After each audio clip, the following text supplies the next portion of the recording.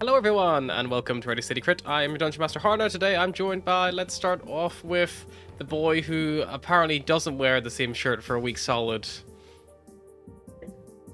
No, I do change my clothes when He just changed it for this. He's gonna change right back afterwards. I still have the useless reptilates on my dresser.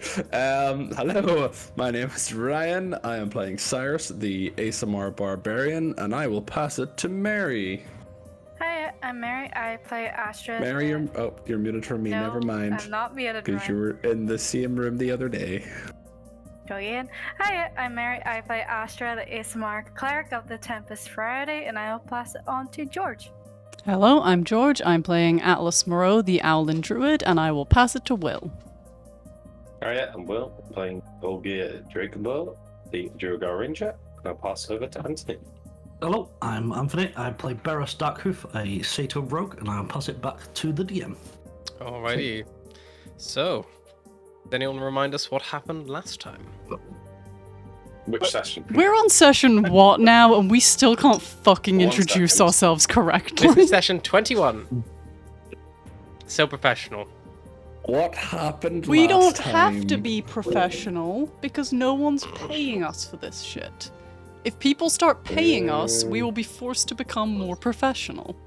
Oh god. The pressure. I've got two lines that you got your shit back, and that's about it. In the first session we got mugged and a pile of shit happened and a dragon and a sword talked to Volkir, and in the second session we got our shit back and Atlas's brother is not going to look for her anymore. He's going to let her go and be free and do her own thing with a pile of bad influences, namely us.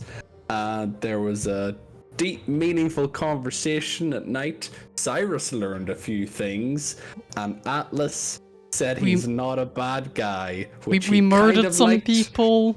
We murdered people. In wake of the not being a bad guy, some people did get murdered. Just murdered in the street. When we did not need to murder them. Oh, there was some need to murder them. Like, we were not in immediate danger of getting murdered ourselves. No, but we were. did murder them. All of them bar one. Which will definitely come back to bite us. Eventually. Yeah, probably. Hey, you guys want to put them on spikes? Make a spectacle of it? I don't remember. The did we last do that? campaign when we allowed someone who attacked us to live, he sold Terran out to a gang of mercenaries. That's right, yeah. And then we killed him, so... Yeah. And then we killed all the mercenaries. Yeah. So, you know. Maybe we'll have to do that And then again. we killed God. Other things happened between those events. A bad god. Not a good god. We still killed God. There was a lot of things that happened between that. Oh, so you didn't kill a god, you killed an avatar of a god.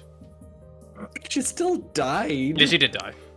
This is when we find out we did not kill T. It's like the same as killing a devil outside the house. It's like, she just went back to the hells. It's like, oh, fuck. She went to the hells, Bahamut hopped in the portal, and the crystal dragons were born.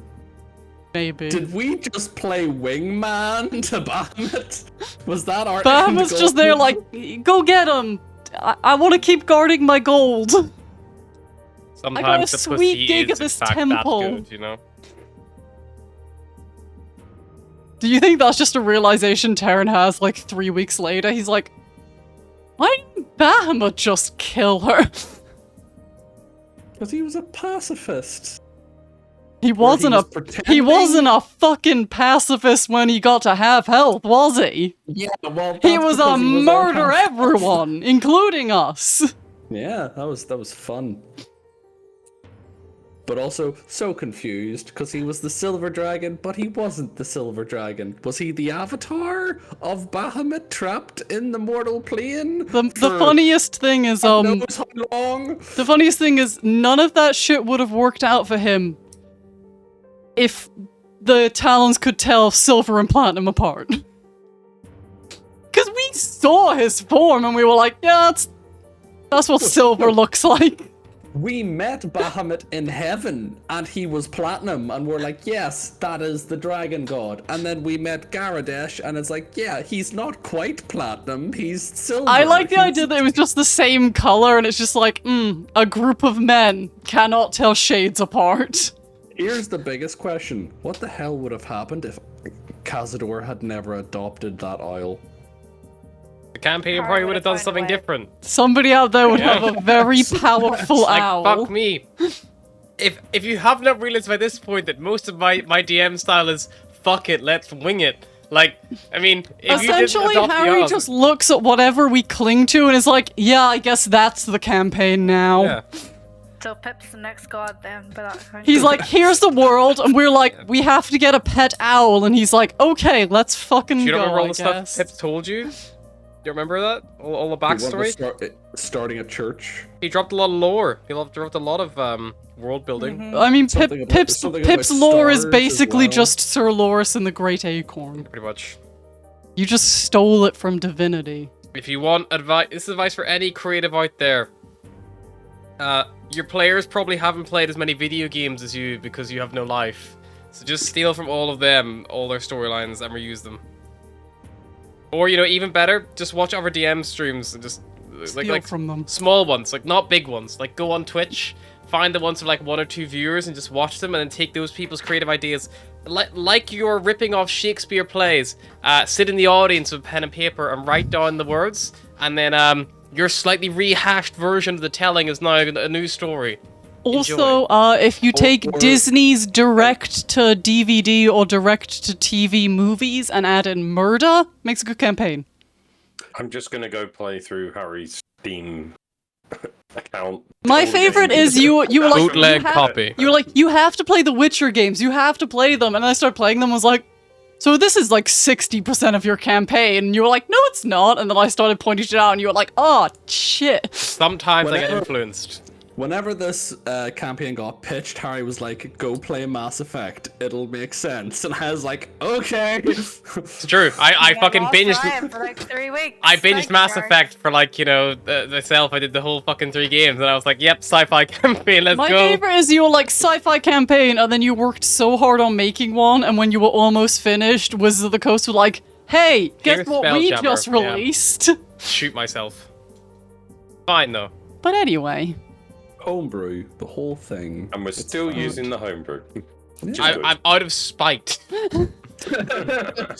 Fuck you, Spelljammer. I'm gonna We get refuse. my first tattoo. It's to be fuck Wizard of the Coast. When we all discuss getting a group tattoo, can that be our group tattoo? Fuck Wizards of the Coast. God, it would make things I'm just awkward if we gonna ever find actually made it little successful, things. wouldn't it?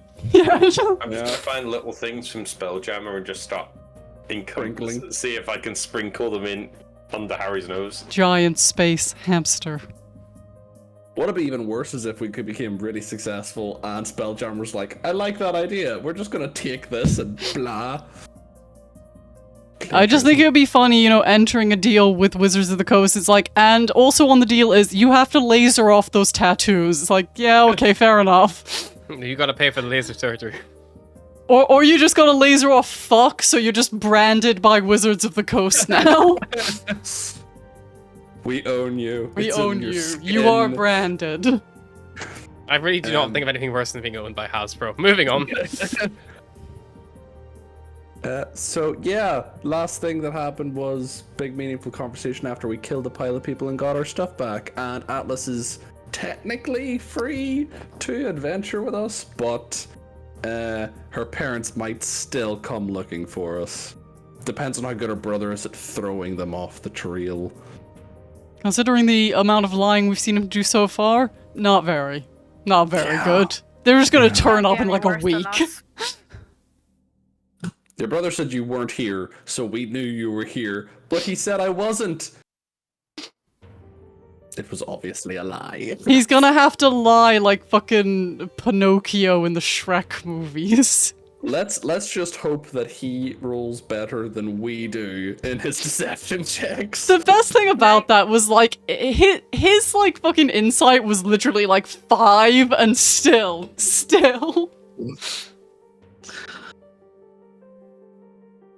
We tried our best.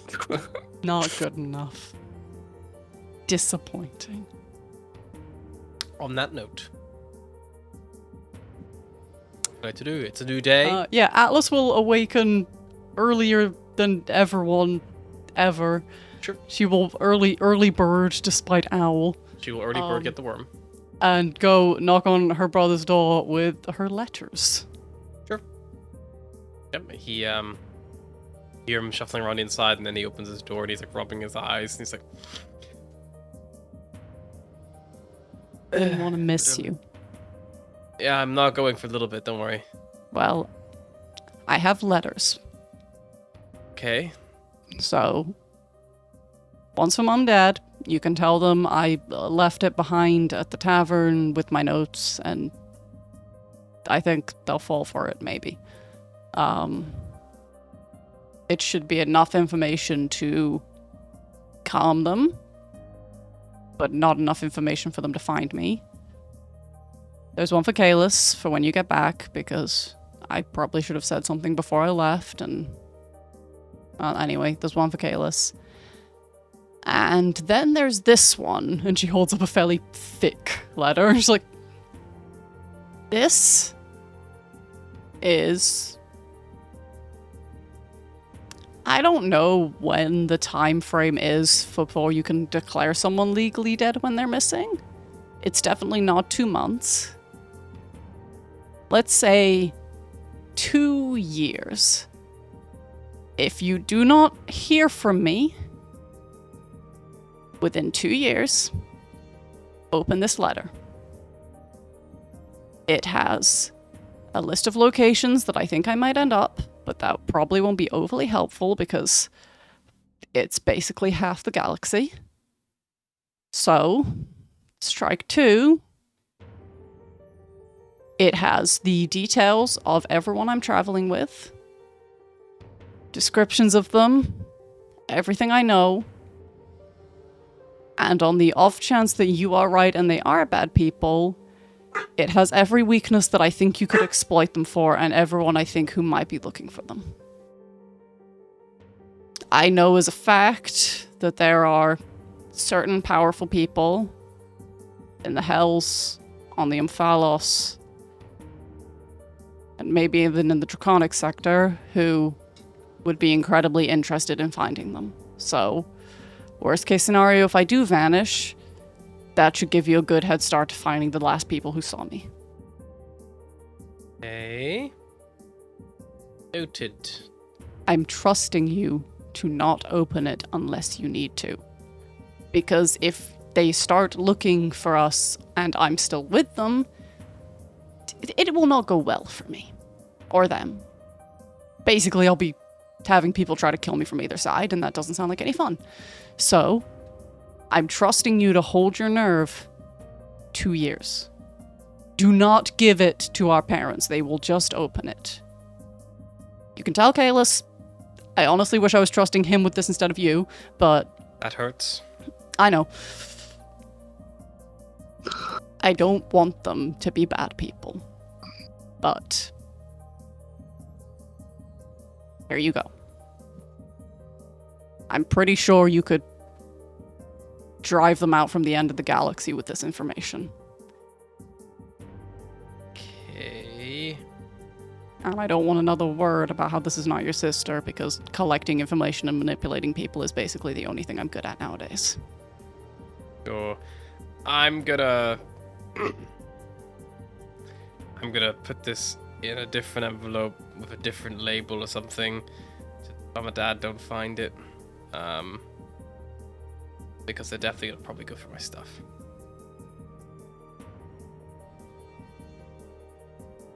Maybe carve out a book. I was thinking of just writing like sexy bird porn or something on it.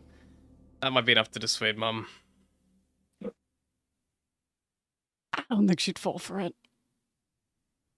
I don't know. She found some things under my bed when I was younger. I and... don't want to know. You can stop. Okay. Just, If you're gonna tell me to be careful, then it's pretty pointless. I was gonna tell you to not do anything stupid, but I think that you already have. It's covered in the letter. 2 years. I'm gonna start a timer on my hollow strap right now. Wow, I did not know there was that many seconds in 2 years. That's a lot. It won't come to that. I'll get in contact, I promise, but just in case. If I thought it was going to come to that, I wouldn't be giving you the information in the first place. I mean, you could always just buy a few hollow charges. I know, but I worry about being tracked, being found. Being I mean, they dragged kill a back lot of to people. Squall. You could always put them in someone's body that you've killed and then... I don't kill a lot of people. I mean, not from what I've seen in the last 24 hours, but okay. I haven't killed any people in the last 24 hours, I think you'll find. Yeah, more meant, I said they, but you know, collectively, this group of yours. Yeah. Look, I'm shutting down mentally right now, because if I don't, I'll cry. So if you wanna, I've got this now, and that's good. And I'm gonna go back to bed before someone realizes I'm gone. yeah, cool. I'm gonna hide this somewhere. It's gonna be okay, okay? I mean, you could say that, but I still feel sick. There's a lot of emotions going on right now. I'm having a hard time. Just in general, really. Don't die. I won't. Okay. Promise. On, well, Mum's still alive. Dad's. Promise on, great-grandpappy, Huppernickel's grave. Surely I should pray on someone who is alive. I don't really care. Like, why would you pray on someone who's dead? Like, swear it. Like swear it on his grave, you know? Fine, I swear on his grave. Say his name. No. Not do it. I will not die, okay? I promise I will not die. Say great-grandpappy Huppernickel's name. I swear on great-grandpappy's Huppernickel's grave that I will not die. I don't even know if it was our great-grandfather, just like an old man that our parents knew. But you'll upset him if you die. He'll haunt you or something. I don't know why you swear on graves. Haunt you. But don't haunt me. I scare easy. Exactly. Then you'll die of fear and we'll get to hang out. I don't. No. Look, just. I don't think ghosts are real anyway. Oh no, ghosts are real. You say that with a lot of confidence. I've seen one. I've told you for the last time, stop taking your mask off when you go down to the surface. It gives you hallucinations. They're not ghosts. I know a lot of people died down there, but they're not ghosts.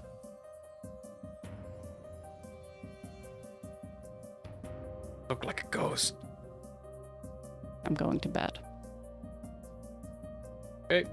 I might be gone by the time you get up, because I'm up now, and I honestly don't know if I'll be able to get back to sleep. Probably for the best. You're pretty bad at lying, and I have to, you know, pretend that I didn't just hand over a death packet for my friends. Yep. She will go back to the room, and pretend to be. I was gonna say lie down and pretend to be asleep, but that'd be very conspicuous because she sleeps sitting up. So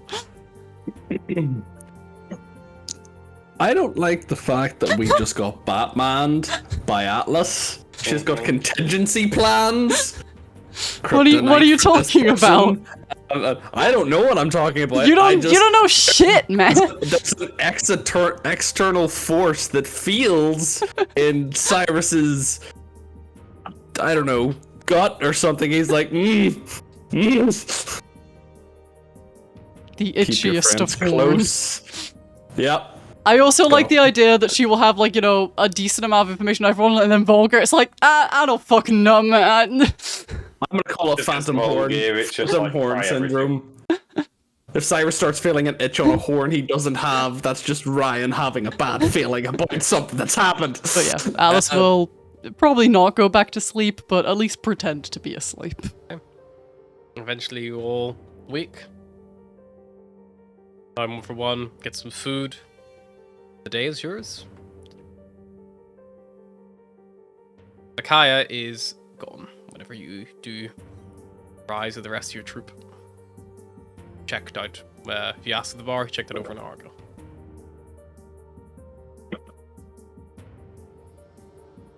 So, what's the plan today, gang? Any more muggers we want to execute, or... Well, we could always look for more work, or... I think, considering the last time we...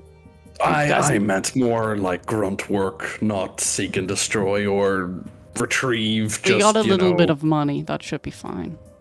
We have a bit of money for now, so what do we do? Do we try and follow up some leads on the Archmagus? Do we have leads on the Archmagus? We researched half the day and all we found was a ship that went missing halfway across the galaxy.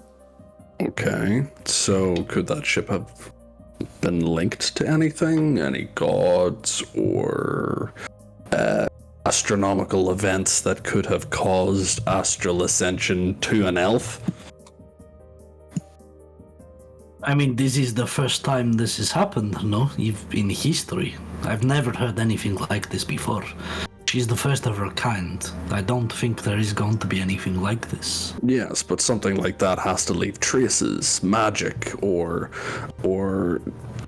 some kind of scarring. I don't know. Like, you don't just evolve spontaneously into a new race. It must have some kind of lingering effect, even if it's... I mean, maybe you do.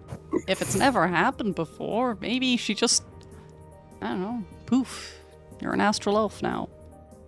Is the twin the one that she made? Is that not her scar? Is that not what the effects? No, I believe she cut the twin is a different. She put her friend she didn't like of herself into a box that looked like herself. So if she ascended and was then thinking, am I making the right choice in forcing a city to go into the Expanse? And she started to get self-doubt. She then, from my understanding, decided to carve all the parts of her that she didn't like and stick it in another person.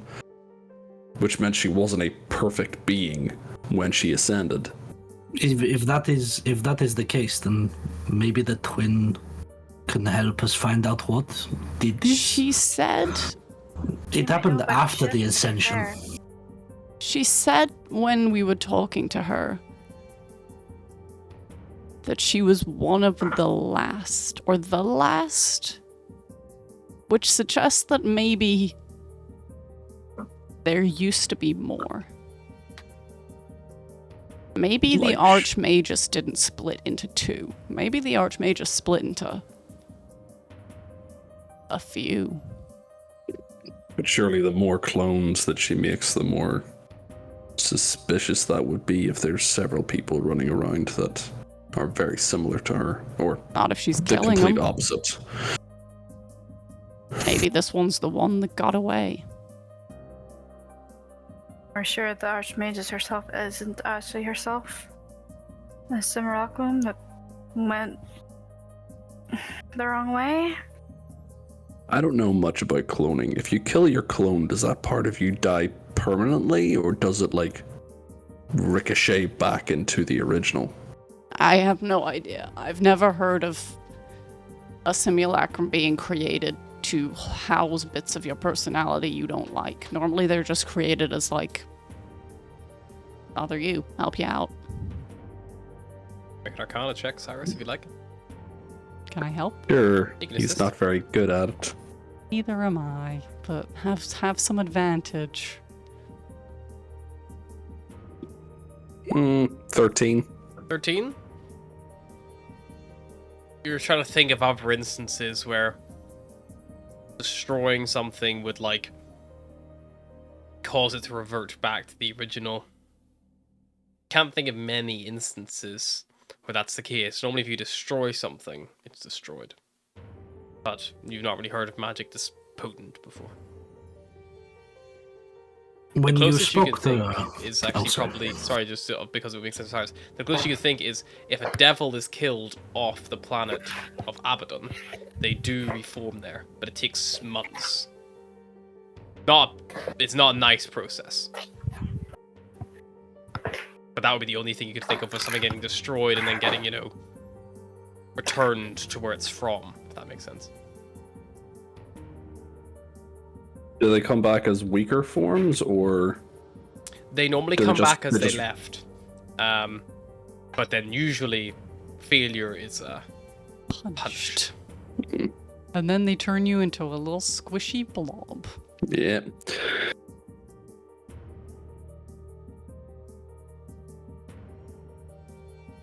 Go ahead, Barris. Yeah, go on, Barris. I'm thinking. when you spoke to the twin, did she remember before they split? It was hard to get much out of her. I think there's something stopping her.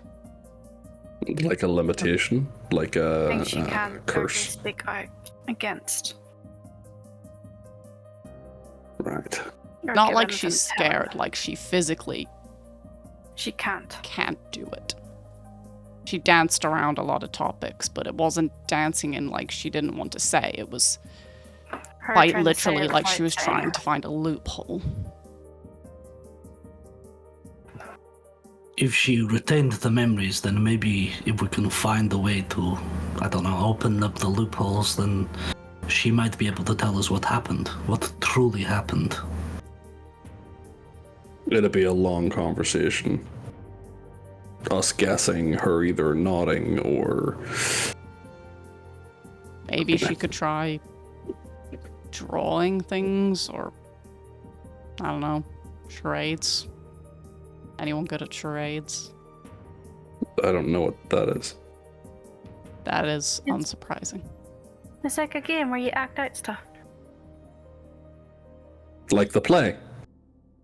You tell a Yes, story. but everyone's terrible. Oh, And everyone's trying to guess what you're doing. And you scream at each other a lot. Except the Not person doing bad. charades, because they're not allowed to scream. it kind You of sounds just like get fun. very silent, frustrated. Sounds like you've done this a lot. And there wasn't much to do in the temple. So, we come back to the main problem. We don't know enough. I love the concept that the reason Astra has always rolled so well on trying to understand Alice as a squirrel is because she's just spent many a night playing charades. Head cannon unlocked. That's not a headcanon, that's canon now. We can make that canon. She's now still white. That's what it is. So, what are our options then? We seek out the clone, try and learn more, go back to the library, try and research more. And when I say go back, I mean all of us go back. I think library, then her. And do? Well, we told her if we needed to get in contact, we'd put red cloth on the roof, so why don't we Maybe put we red could- cloth on the roof and give them time to see it? Okay. Speaking one in of, the library. does anyone have red cloth? Because we said red as an impulse, and I wear entirely blue. Cyrus is just gonna glance at his shoulder at his red shoulder cape. Sounds I mean, I just can grabs I the think- shoulder I cape think- Right. and I just think I holding- might have a bit of red. Beros will like look into like his backpack and pull out a red bra. Well, Don't ask. it's red fabric. Wait, I Alice wasn't will going take to. it like pinched as little as she can. Like, I assume I'm the one who's going to have to put this on the roof. Yes. Yeah. Cool. She'll walk out the door holding it like as far away as she physically can from herself and fly up onto the roof and try and find somewhere it can be like tied off onto so it's not just gonna fall off. Yeah, there's like a little antenna on the roof which kind of like is used for like broadcasting and receiving. Someone's going to look at that and be like, someone had a wild night. But you tie it up. Yeah. A little fiddly with the hooks, but you managed to get it affixed. Proudly displayed above the Bit and Bridle Tavern. Lies down, pours alcohol over her hands. Her gloved hands as Yeah. well. Just Probably a wise choice. Jesus. Walks back in. Okay. The fabric is set. So I guess it's to the library then. Okay. But we're not going back to that tavern. What tavern? There's a tavern opposite and it's the worst. It's the worst place. Even I didn't You ever like been it in a there. boring tavern? No. Yeah. Oh God. I'm so sorry. Cheap We got drinks, mugged, though. but that sounds rough. Honestly, I'm not sure who had the cheap worst drinks, day. you'll say. Cheap drinks. Bad vibes. Although if we take Beros, maybe we can change the vibes. What some music would not have done to that place. Beros is the vibe. Hey, you head back towards the Great Library of Tilm. Yes. Alrighty. You eventually find yourself in the familiar hallowed walls after, convincing the guards once more that you were there for valid reasons. We love books. Fucking love books. Yes, I read many a book.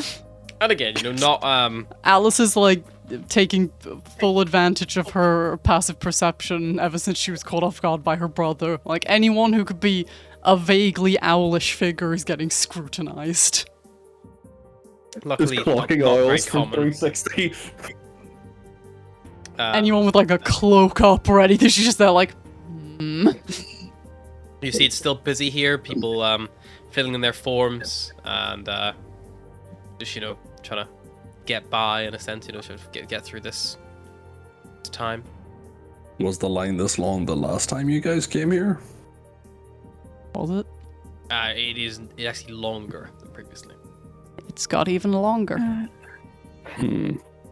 That's probably not a good sign for public cooperation to the Archmage's plan. Might be a good sign for us though. But Cyrus. from what I sorry, go on. Cyrus, you overhear a couple people talking in the line as you're kind of like moving up to the front. And they're kind of complaining, so like, oh, I didn't think it was going to take this long. I can't believe we're going to miss the gladiatorial event later. Recall was on the 15th. Guys, the gladiators are back. Ooh. I don't care about betting or winning money. I just want to see some people knock the shit out of each other. I want to do both.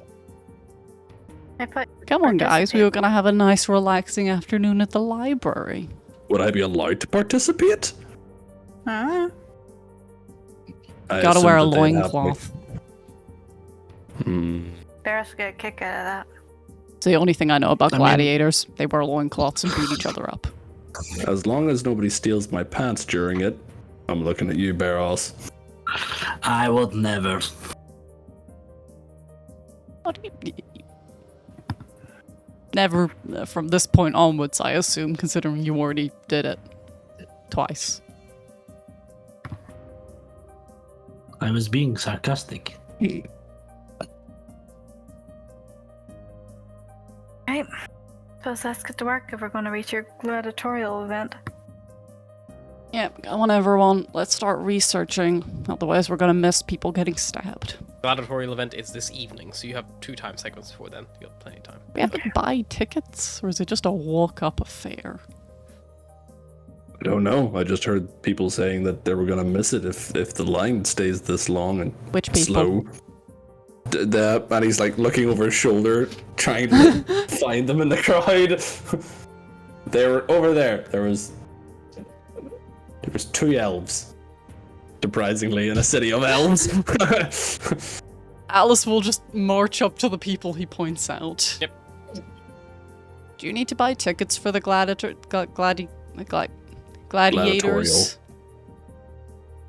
Or is it just a walk-up sort of thing? Also, can anyone participate, or is gladiator a, job?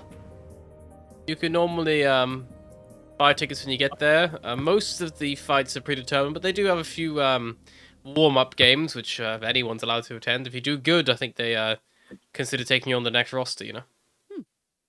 Thank you. She'll walk back. We Maybe can you walk can earn up us and we can make Cyrus be a warm-up act. And then if you do good, they'll make you a gladiator. Interesting. At least that's a job that I actually get paid to kick the shit out of people and not get the shit kicked out of me. Well, Well, the there shit might might be some get getting kicked the out cra- of you. The gladiators. Yeah, but it's part of the fun, isn't it? I mean, if you die in the pits, can I get your pants? I'll think about it. If you die in the pits, can I have your horn? What?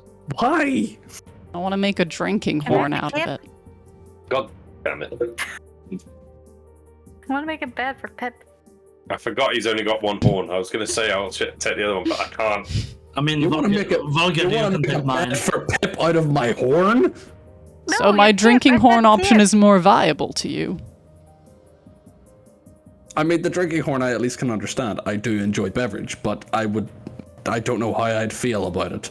And you're not just salvaging me for parts if I die. What about your lungs? Like, I Would was my used to would drunk. my lungs fit in you? One might do the job I'm of two, worth so to she'll trying get it. double the engine.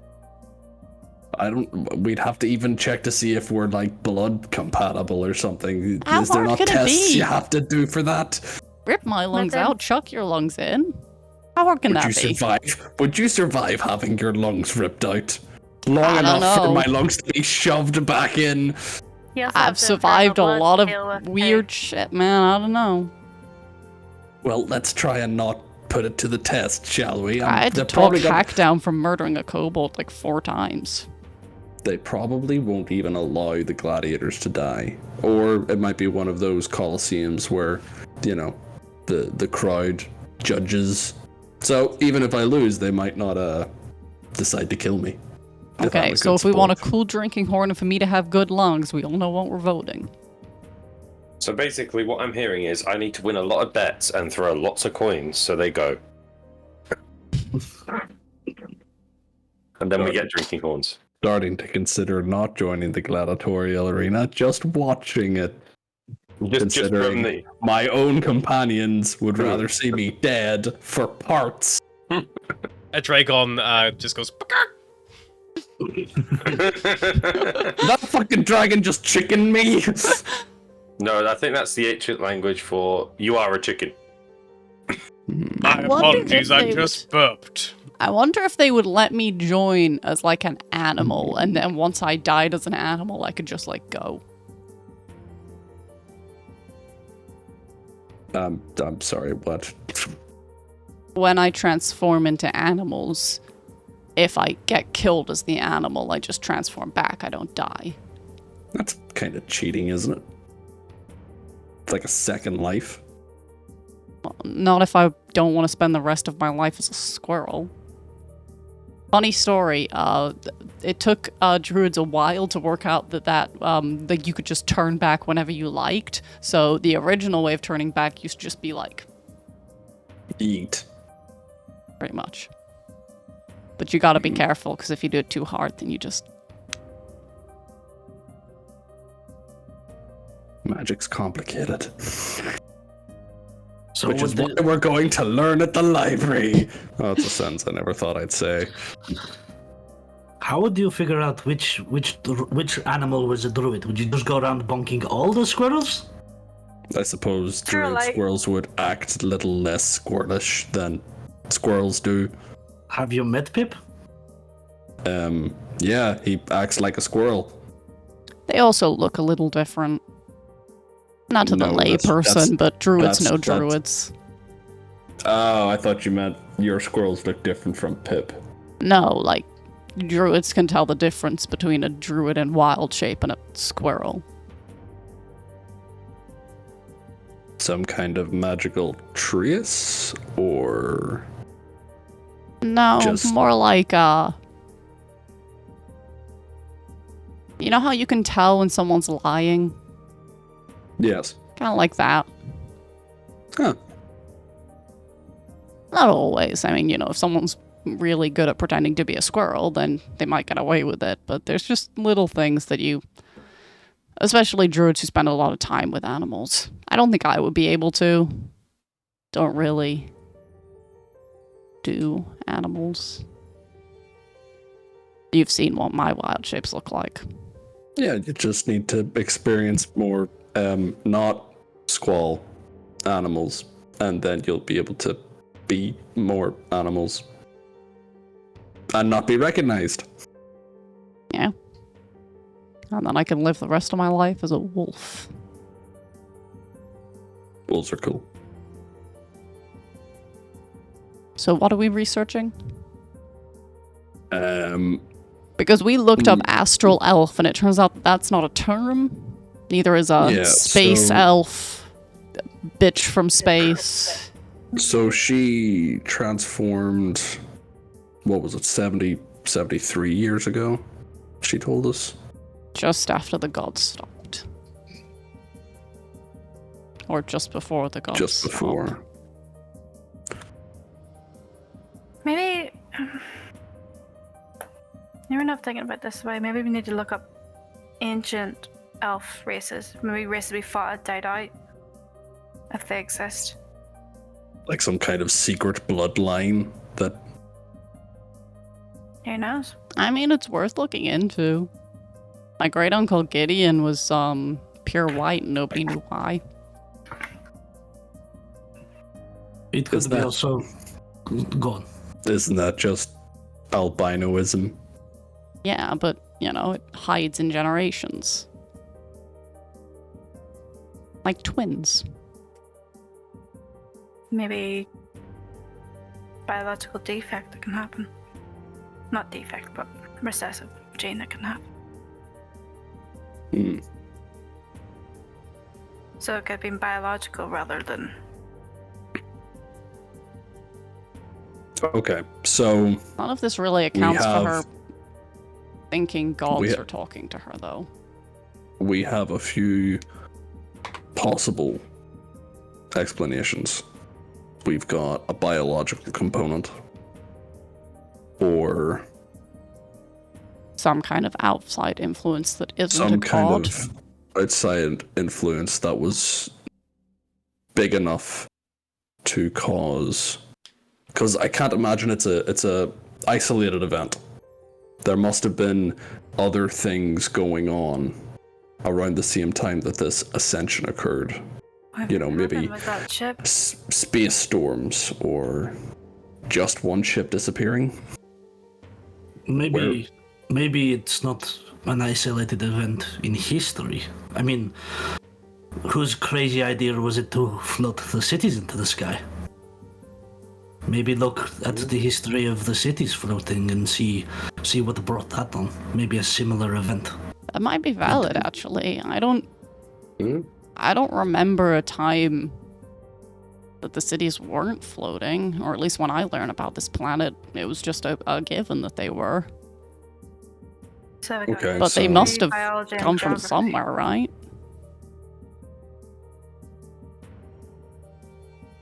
Hmm? It's worth a look. And why only 3? Why not all the cities? Hmm. No, They're the three most major one. ones, maybe? I mean, like, Squaw has lots of stilt cities, but, you know, it's pretty obvious when you go there why they're there.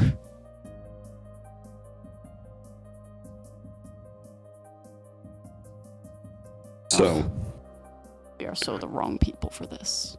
to start, we should look up the history of the floating cities.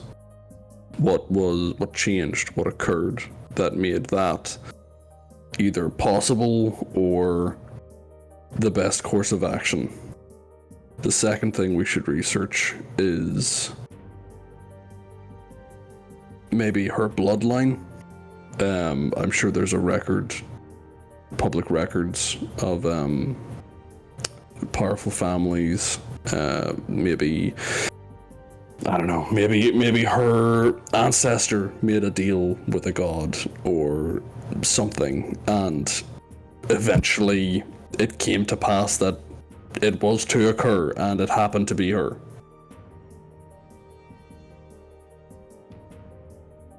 It might be worth me and Volger checking the Elvish section, considering we both speak Elvish. Mm-hmm. There may be information there, so maybe me and Volger search the Archmagus, and you three search the history of the cities. It's fine with me. Righty. So, who is researching what? Are you and me just going to share and just go for advantage on that? Yeah, so me and Volger will search specifically family history of the Archmagus, house history, any personal records that are like made public, and then maybe any major events surrounding her family. Alrighty, make me a general either history or investigation check. Volger, do you want to advantage do? because you're working together. History? Yeah, I'm not super intelligent. I got +2, so take it if you want me to. Advantage. Roll away. Oh, I slept. I can heal. Oh, I'll take that. Natural 19. Up to a 1.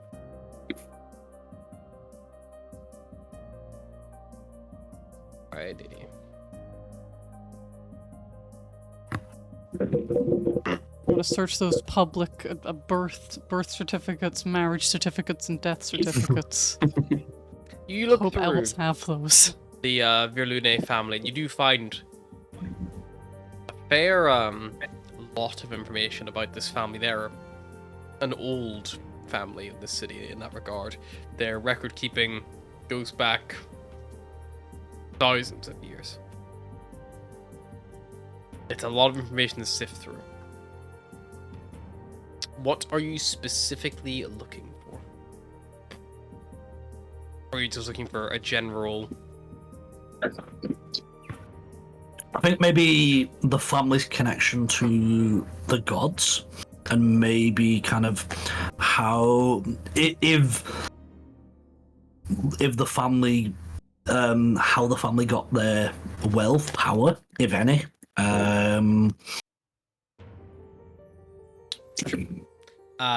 The Virlune family have a incredibly strong representation as being some of the most powerful magic users in Tilm.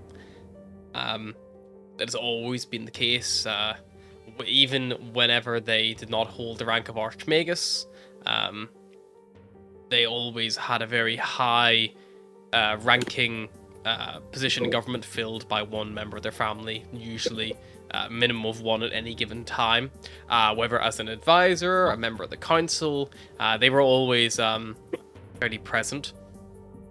But that appears to have only happened after the Tilm was ripped from the Earth's face, from Kemnor's crust, and allowed to ascend. It appears like before then, the Virulune family, although still fairly powerful spellcasters, had a lot more mundane work. They came from a family primarily of, like laborers and people who worked the land. And it seemed once that land was taken away, their true capabilities came to light. But it is noted that Alara Virulune is the first of the family to ever take the position of Archmagus, despite the reputable magical capability they have had across multiple generations. And when I say thousands of years, for elves, that's like 3 generations. Mm. So it's that not much. that long. I wonder if it was just a goal of the family then. Maybe they just weren't quite far enough in power to get high enough. It seems quite strange that they only started taking more powerful positions when the city left. I call it a calling to calling to power, or maybe they were helped. Maybe they made a deal.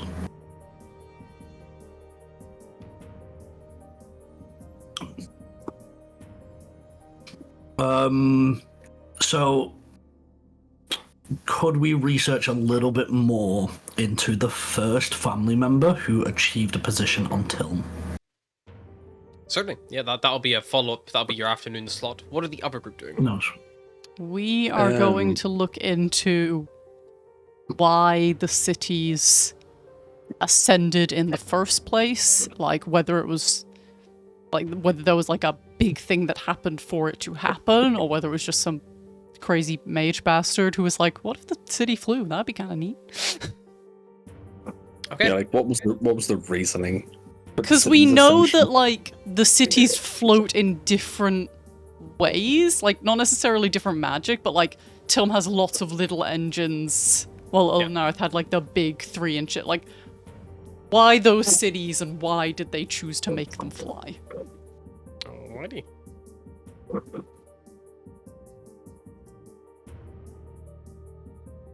That is going to be number either history or investigation check at advantage. I got a 0 on both. I have 1. 0 on both. Guess I'll do it with advantage. Let's go, Atlas. History or investigation? Oh, Same, that won't matter. okay.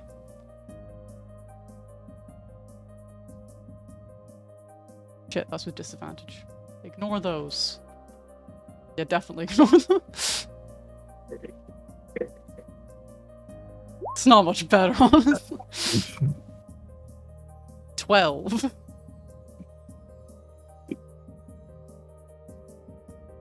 Luckily, it's a fairly well documented event.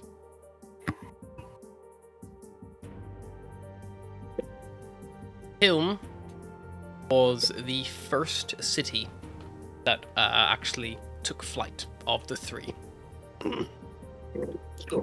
After Tilm, it was Elel Lenareth, and then Bolia. The mage who brought this event to light was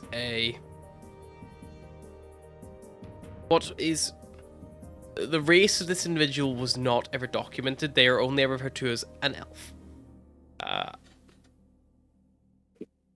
An elf by the name of Steve?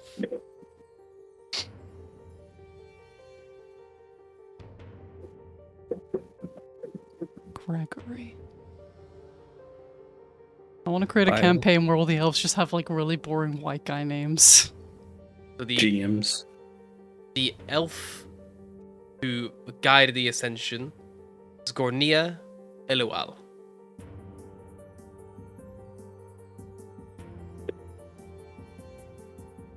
Corneo what? Elual. LOL. Elual.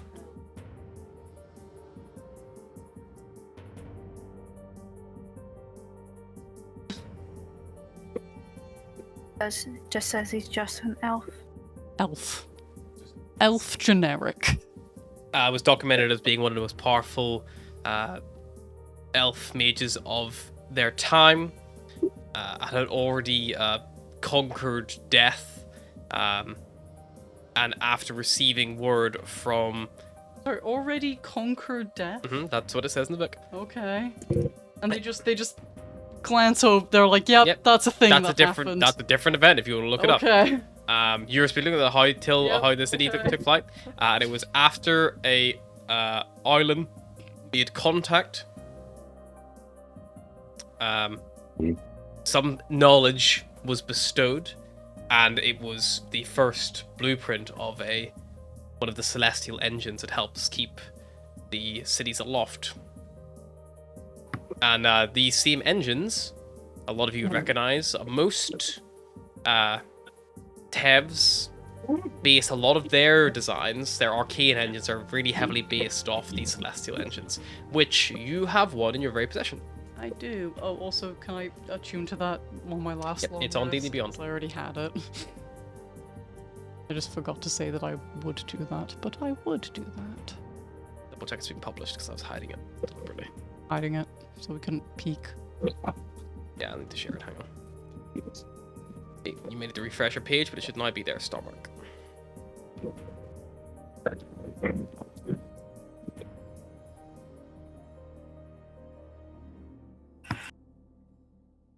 Maybe it's looking into ancient elf lineages, like races, if that's going to be as vague as it is. I mean, the fact that he conquered death is interesting, to say the least. Hmm. Is it Conquer worth, death in a resurrection way or a lich way? Yeah, or divine Or- contract way. or constantly being resurrected? And if he conquered death, what happened to him? Where is he? Is he still about, or? I like that Starmarks can't be frightened. You cannot to say scare that- Starmark. He is brave. Who's to say that he's not the source of that some acronyms of the same person over and over again? Like reincarnation? It would make sense if she's seen her true form.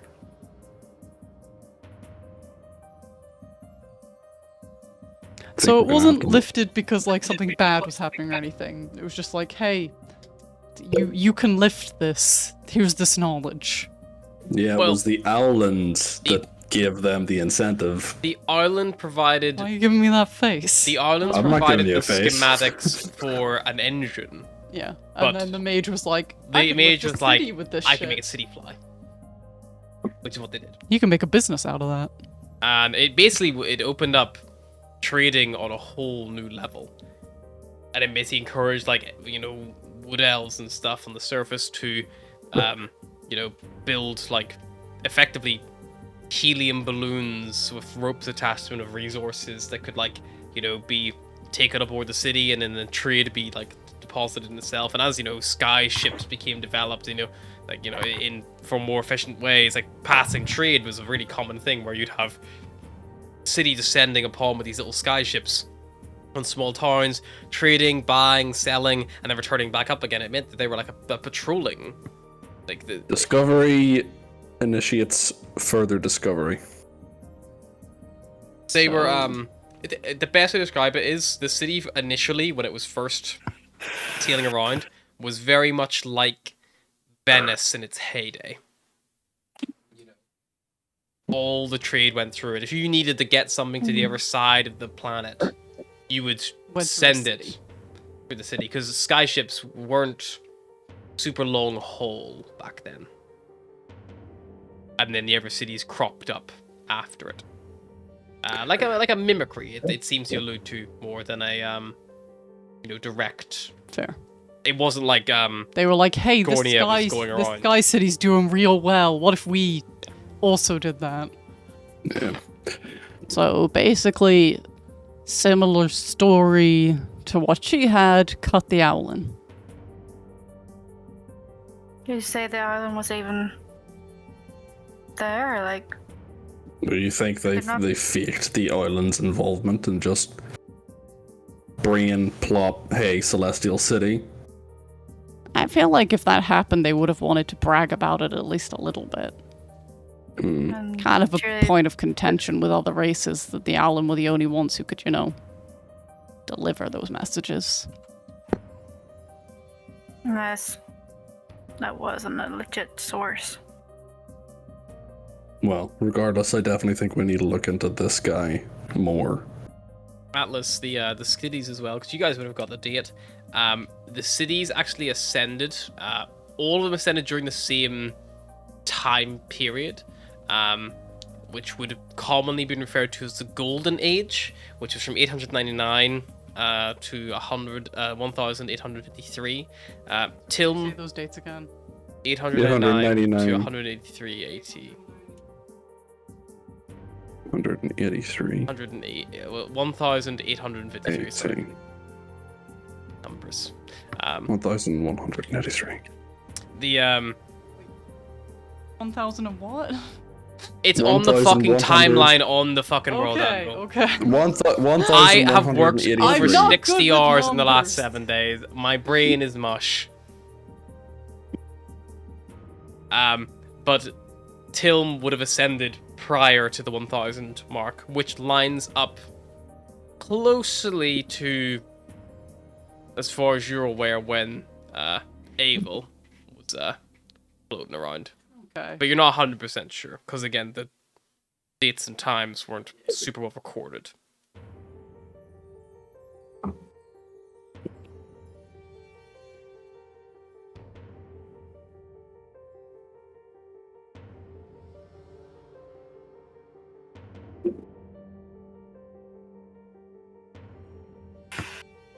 Okay, so we don't look up him or look up ancient races.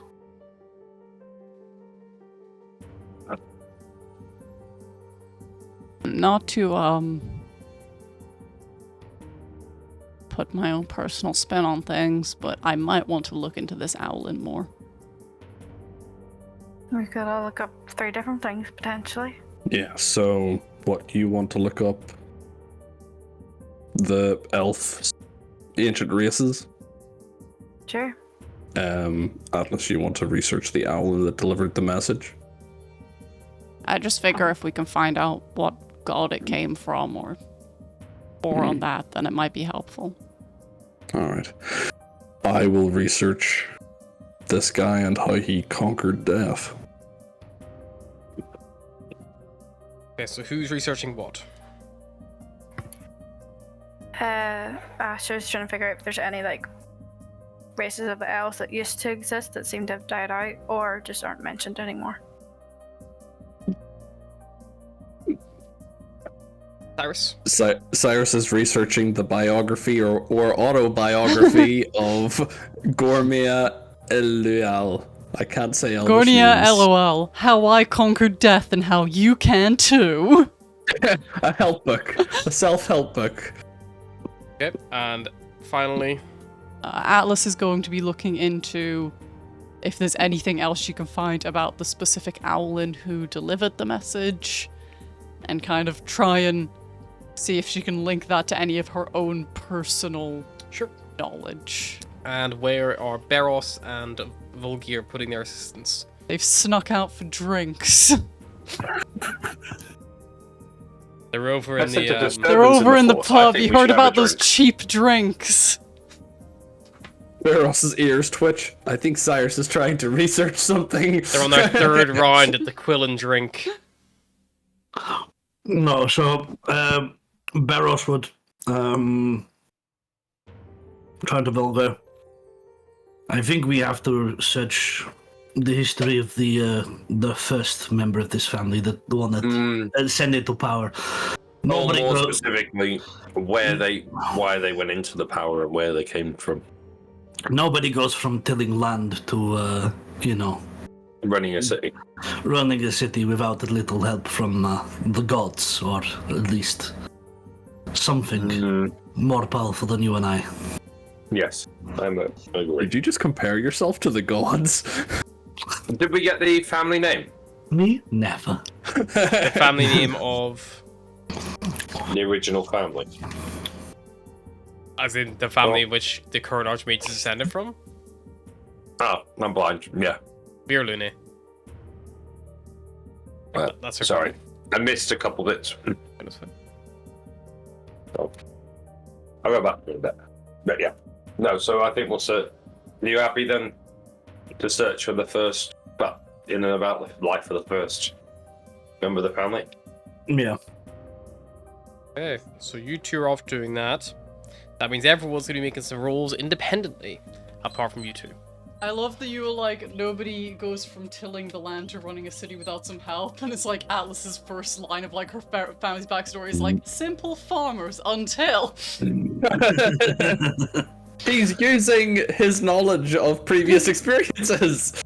Applied knowledge. Yeah, let's start That faster sounds then. familiar. Okay. Investigation or history, please? It doesn't really make a difference. Let's go for investigation. We're all so good at investigating in history, yay.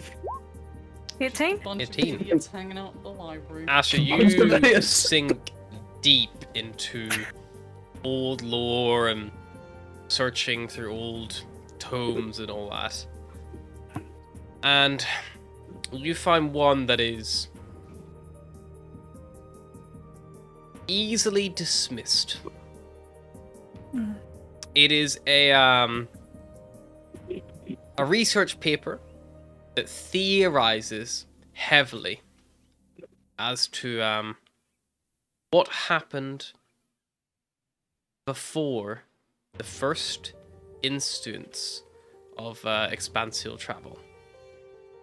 And it kind of talks about Chemnor and Harbinger and Lush, and it talks a lot about Serpana.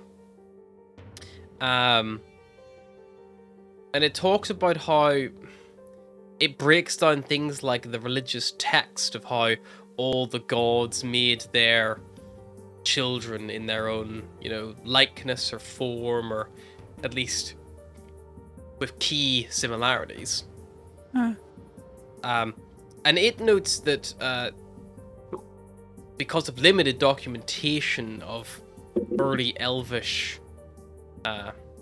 ancestry and census, it's hard to tell when things like the Drow became known as the Drow.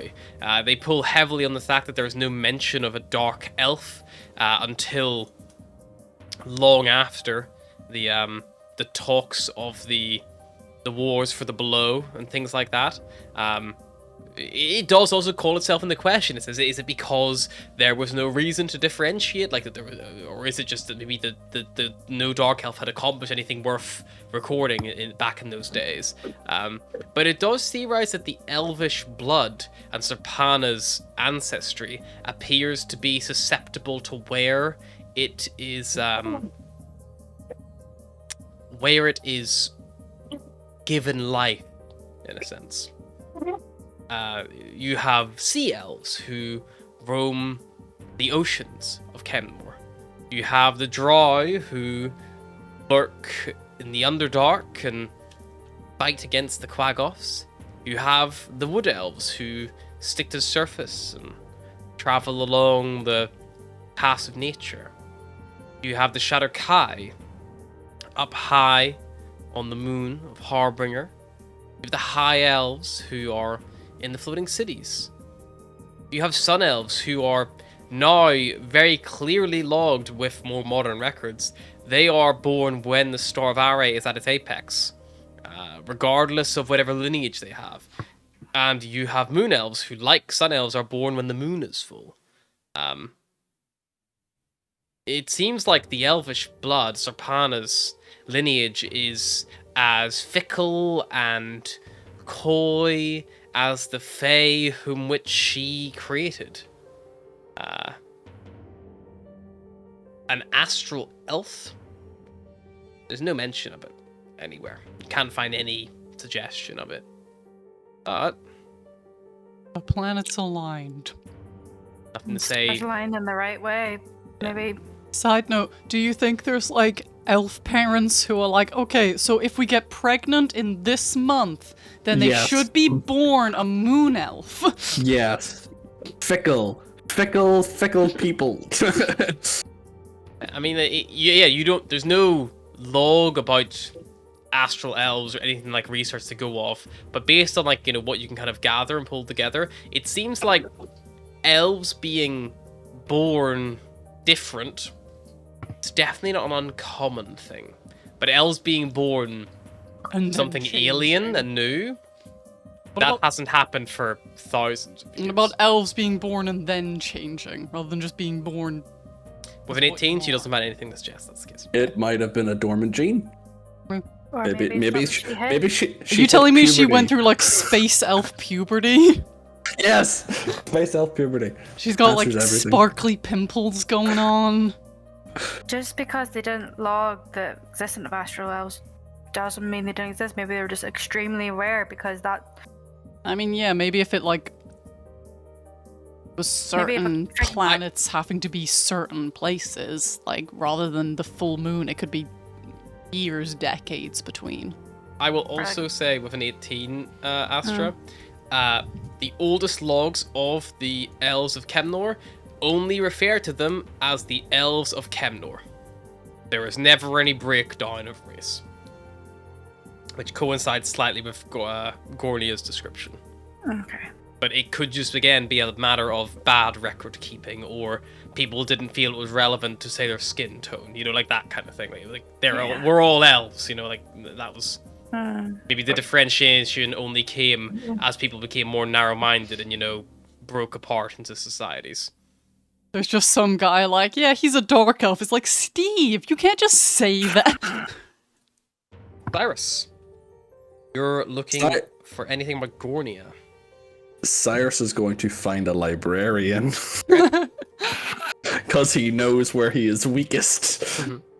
He is going to seek that advantage by finding a librarian. Okay. You approach the desk where this older male librarian, half crescent moon spectacles, sit on the brow of his crooked nose. Long white hair falls about his shoulders. He's got big liver spots on his head. There's like receding hairline, almost back to like a monk's kind of style, but the hair is still long and it clings to his scalp. Wearing these beautiful, fine, long robes, and you approach and just... Excuse me.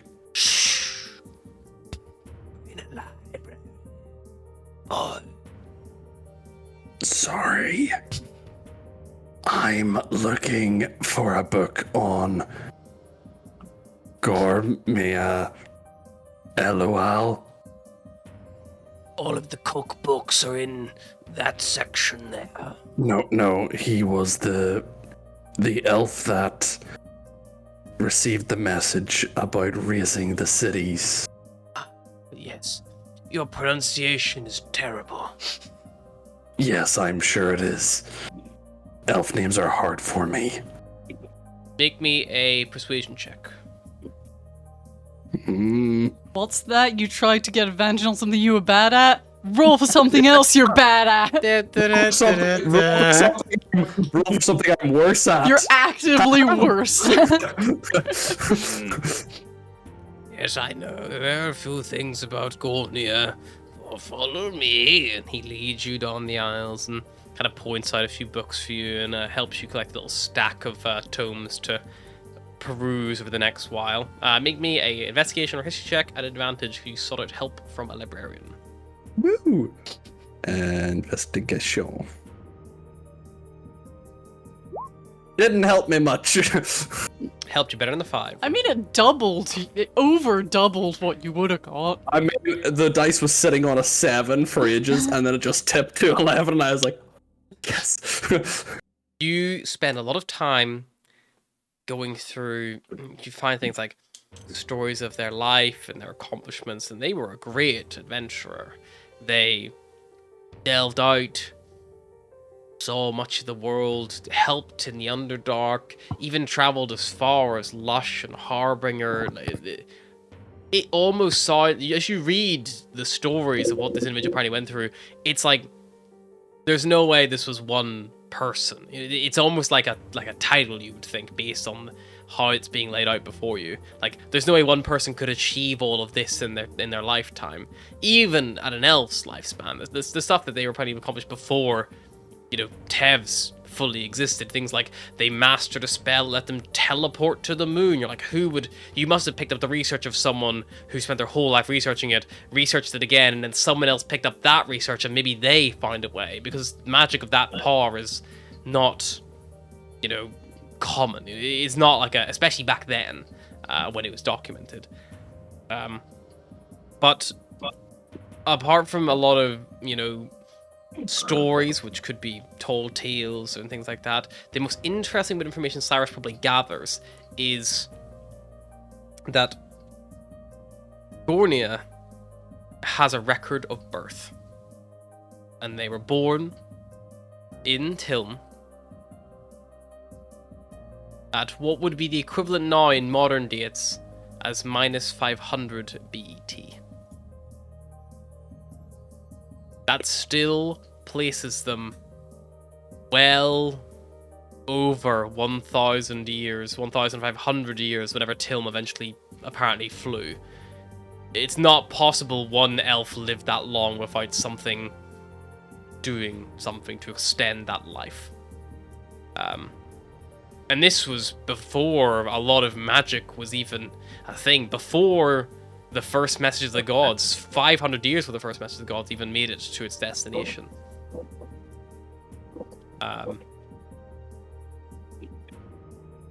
But notably, there is no record of Gornia's death anywhere you look. But there's a lot of years to cover. Oh, they're still out there somewhere. But that's unfortunately all you gather from 11. Atlas. Yep. Investigation history, please. I would do Cyrus's trick, but to be true to my character, Atlas would not think of that. She would think to put her hand into her backpack, pat the star mark, and be like, okay, Abel, let's see what we've got.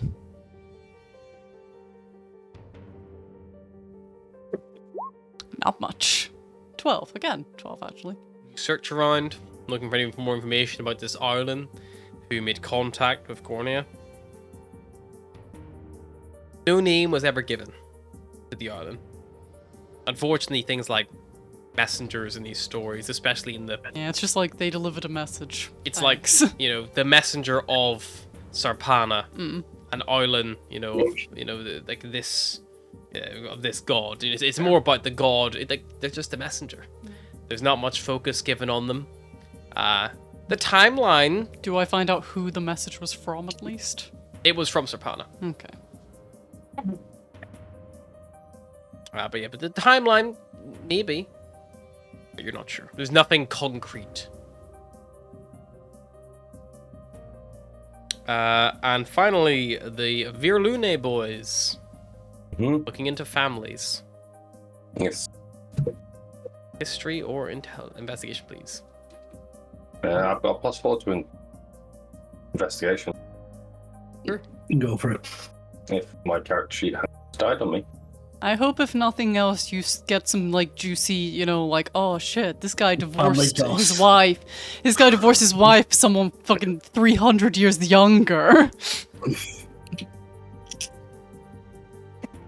We'll come back yes, we've been researching this fucking old elf hero, and you're like, okay, so her dad... I'll take that. Okay, and what was it you were specifically looking in? Just the first information about the Virlune family, like where they came from, and... It was mainly the first person, wasn't it?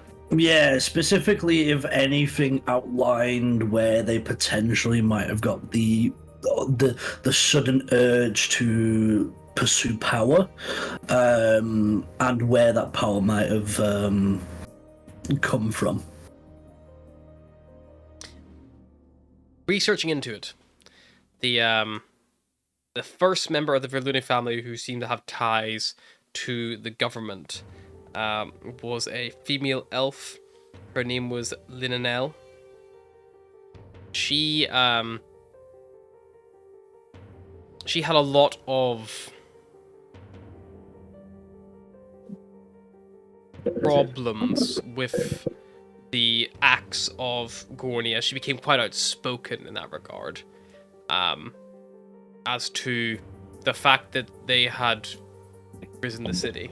They knew it was documented that knew it was happening, and all the good it could do. And after being here now, you see all the good it has done. But at the time, the Verlune family lost a lot of their wealth and land, and were faced with quite a difficult choice because their family home, which is quite a large estate in the upper city, was here, but their farmland and workers and things like that was all on the outskirts of where the city was being carved out of the ground, so it was being left behind. Atlas knows this struggle. Virlune basically, Vanel basically was a big kind of like contender in the sense that they were poking a lot of holes and flaws in the loose plan. They were really, trying to find a way to convince those in power and those making those decisions that maybe it wasn't the best idea, and to think of, the effects it'll have on people. And after the city ascended, took advantage of that following they'd gathered, with the loss of their land and business, although not fully. They were, the way that cities pass by, they could pass by their farms every month or so, roughly, so they could check in, gather supplies. Farming is, to a degree, if you have people working the land and you're just a landowner, it's fairly passive. So there's a small way of... There's a small area which theoretically the Virlune farms may still be, where the city was first ripped from. Would the prices? Does it know anything about the prices? The for prices? Goods from the farms. They've gone up once. No, it makes no mention of value or things like that. There's no market, call, but just I think what's important is the farms were very big, and they produced a lot, enough to feed the whole city, which then was left behind. Things like that. They definitely had, the Virlune family definitely had a monopoly on the farms in the surrounding area. They'd bought out a lot of smaller farms and had kind of like conglomerated them together. They had good stake and good reason to stay. Right. But once they were airborne, not wanting to lose the connection with the city, especially with the trade, looks like they kind of took advantage of the situation they found themselves in, really drove their points home, and that's whenever they first started getting involved in political decisions. Barros will turn to Volgaire and say, to be honest, I think what we find here, probably surface level what they want us to find. I think if we want to go find anything dirty, we need to go to the restricted section. Yes. Now, we probably should speak to the others before making a plan to break in. But I don't know what the security is like. Being a magical city, I don't know whether or not we want to find a way to dispel the magic if we can. Yeah, I also don't want to be caught out snooping where we don't. Not everyone. So it is true. Nor scouting. So let's go find the others. Let them know what we found, and then see if they think the restricted section is something worth looking into. It's quite early in the day. It's not anymore. This is the end of your second time segment. It's coming into the night. Yeah, so it's like 3 hours. It's like 6 p.m. Threes. It's 3s. So it's like your morning was your first bout. This is your second bout. So it's kind of evening. Yeah, it's coming into like 6 It's early p.m. evening now then. Yeah.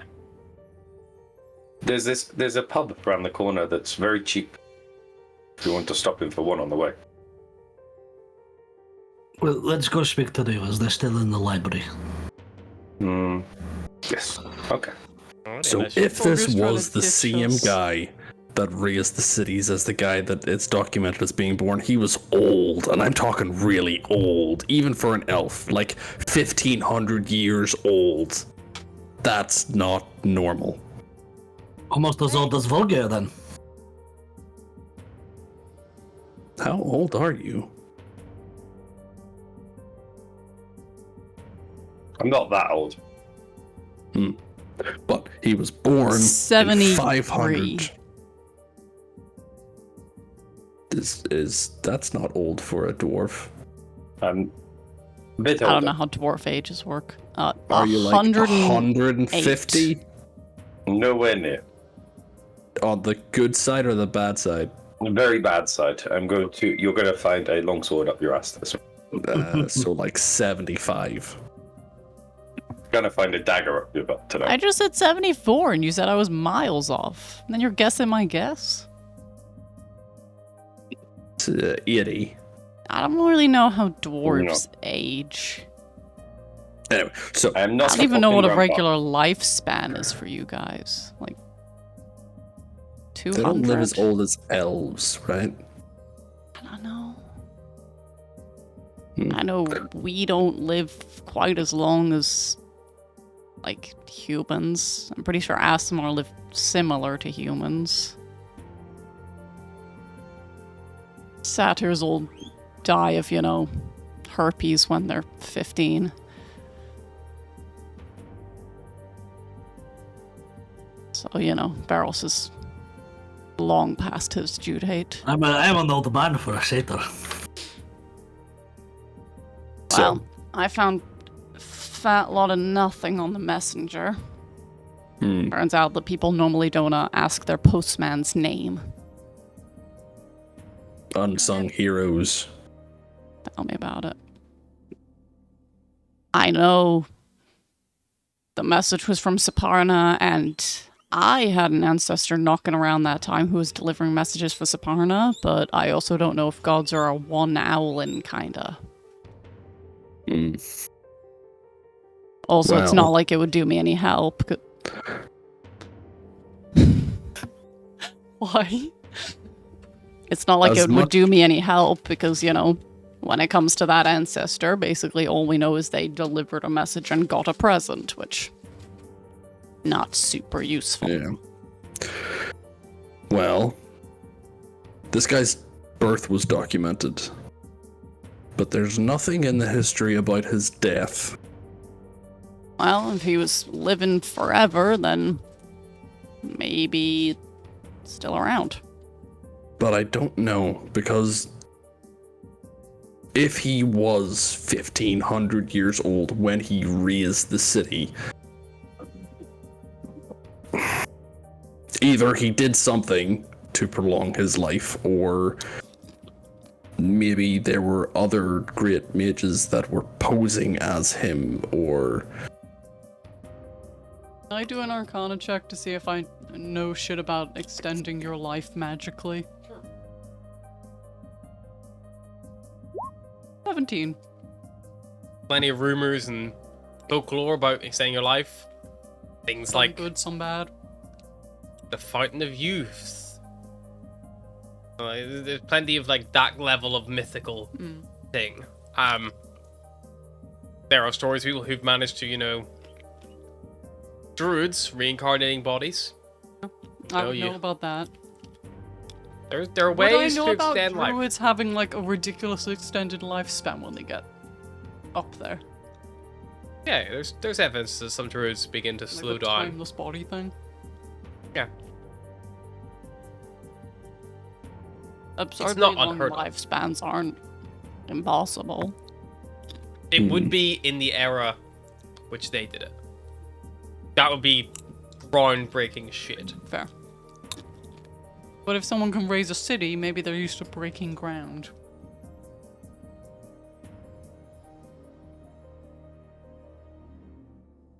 Problem is, it doesn't really help us with what's going on here. It's Eros, any interesting. juicy gossip from the Archmage's past? Not really. Their family was very rich. Were opposed to the city being lifted up, but ended up using that to gain favor in court and gained political positions. And then they've had a family history of nepotism ever since. But again, Basically, elves. we learned nothing again. I was suggesting to Volgia that potentially we maybe accidentally wander into the restricted section. Is Maybe there a find something a restricted little. section? I mean, most libraries there is, but We have a restricted section in a library. Why would you have books you can't read in the place where you're meant to read books? In case you need to document something, but you don't want the public knowing it. I put it in a library. Sometimes the best place to hide is in plain sight. Well, if you put it in the restricted section. Well, then you protect it so that people can't easily find it, but it's not like you're keeping it in your basement. it's also used by the library is used by the magocracy. So I have a feeling some of them have keys to it and need access to it. It's like any government. They have information that they don't want the people finding out, so they put it in a lock and key. But they need access to it, so they have it somewhere where they can access it. Well, I don't know. We could stay here and learn more information if we want to just try and absorb as much as possible. Maybe we start looking down the same rabbit holes instead of splitting off so much. Betters our chance of finding something. But if we're tired out, there's always the gladiatorial arena. Nothing to refresh you like watching someone get stabbed. It's a break from reading words. Yeah, and honestly, my eyes are already starting to dissolve. And let's go watch Cyrus go bang his head against a couple of people for fun. Yeah, Hell yeah. money out of it. I got 5 gold on whoever he's fighting. Does anybody have a blindfold? Why? Because if Astra freaks out, I'm gonna put one on her. I may do, but I don't think she'd want to wear it. Thong. Well, it's in the same bag. Oh, okay, don't. I can just put my cloak over my eyes.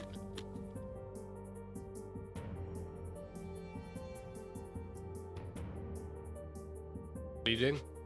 I'll be back in a minute. Gladiatorial? Well, Screw I the imagine bucks, let's watch some bloodshed. the gladiatorial arena might bring some interesting characters out. Maybe while I'm fighting, you can see about, I don't know. Talking around. Yeah, having a look. See who's attending. Keep an Not to eye. mention, nothing more touristy than checking out a big event. Exactly.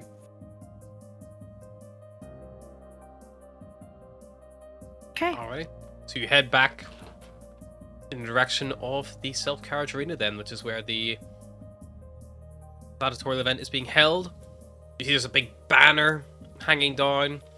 A big, kind of like symbol, like a shield with like crossed spears behind it. Then Elvish big font kind of like sprawled across it, reading Gladiator Annual. Oh, yeah. It's only once in a blue moon.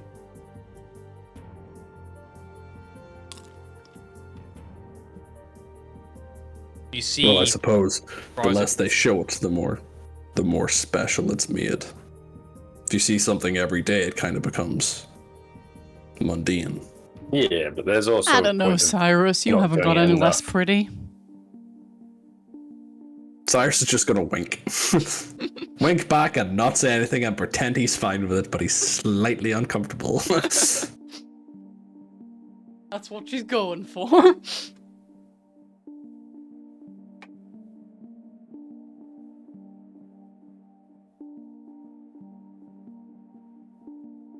Alright.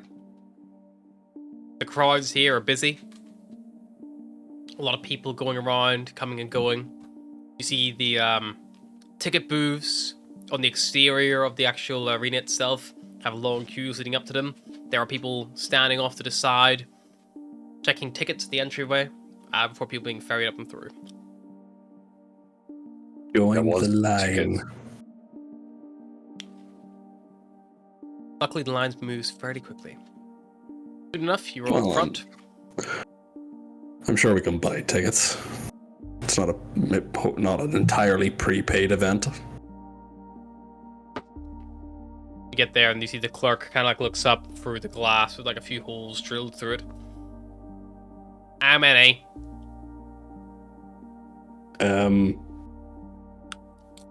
Where do you sign up for the warm-up bouts?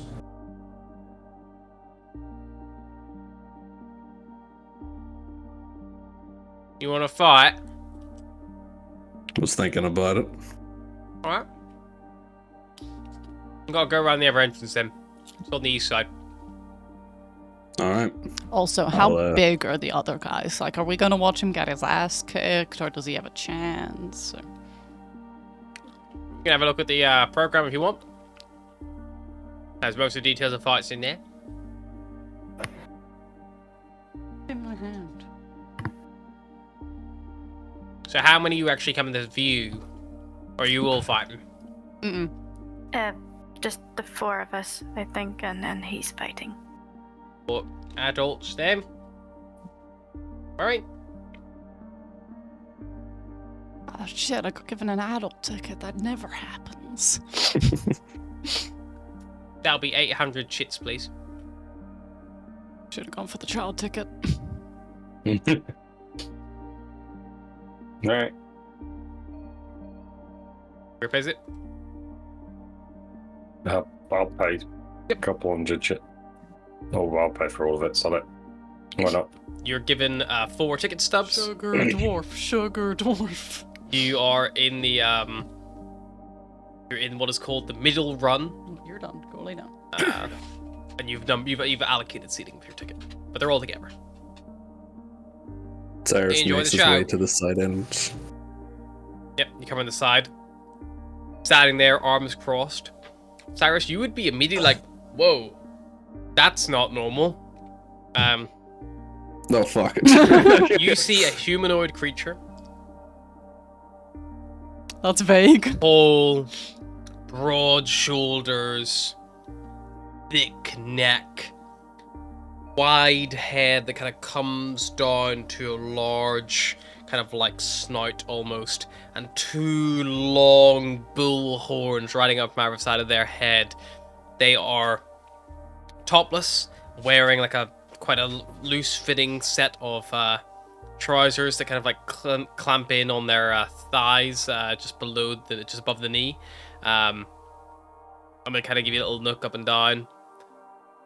Well. You see this huge minotaur like standing there, big ring hanging off his nose, and minotaurs are from a planet that is literally not allowed people to leave. That's not a thing. Like they are like they're supposed to be isolated for reasons. Like, Well, he's not.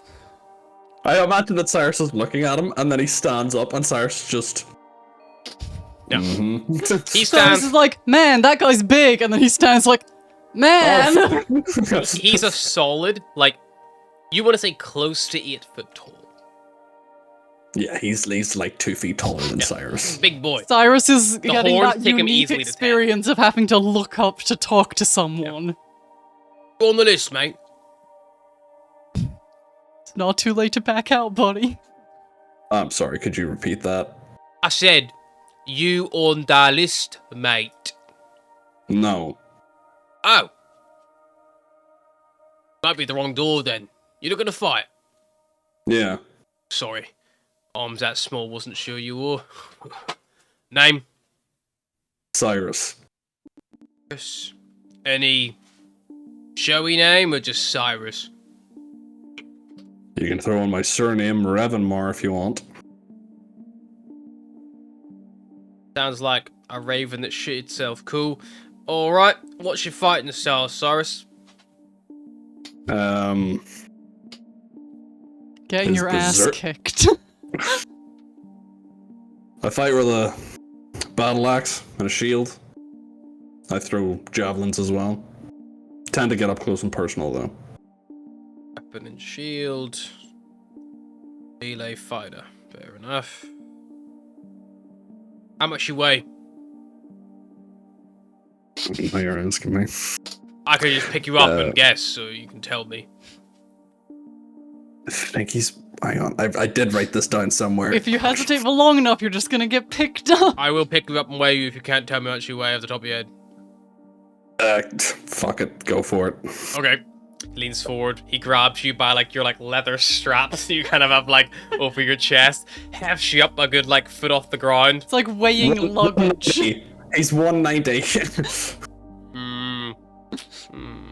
He kind of like puts you down, picks up like a like little like small like cart next to him. About 200. Small cart is relative. It's a cart. About 200 pounds.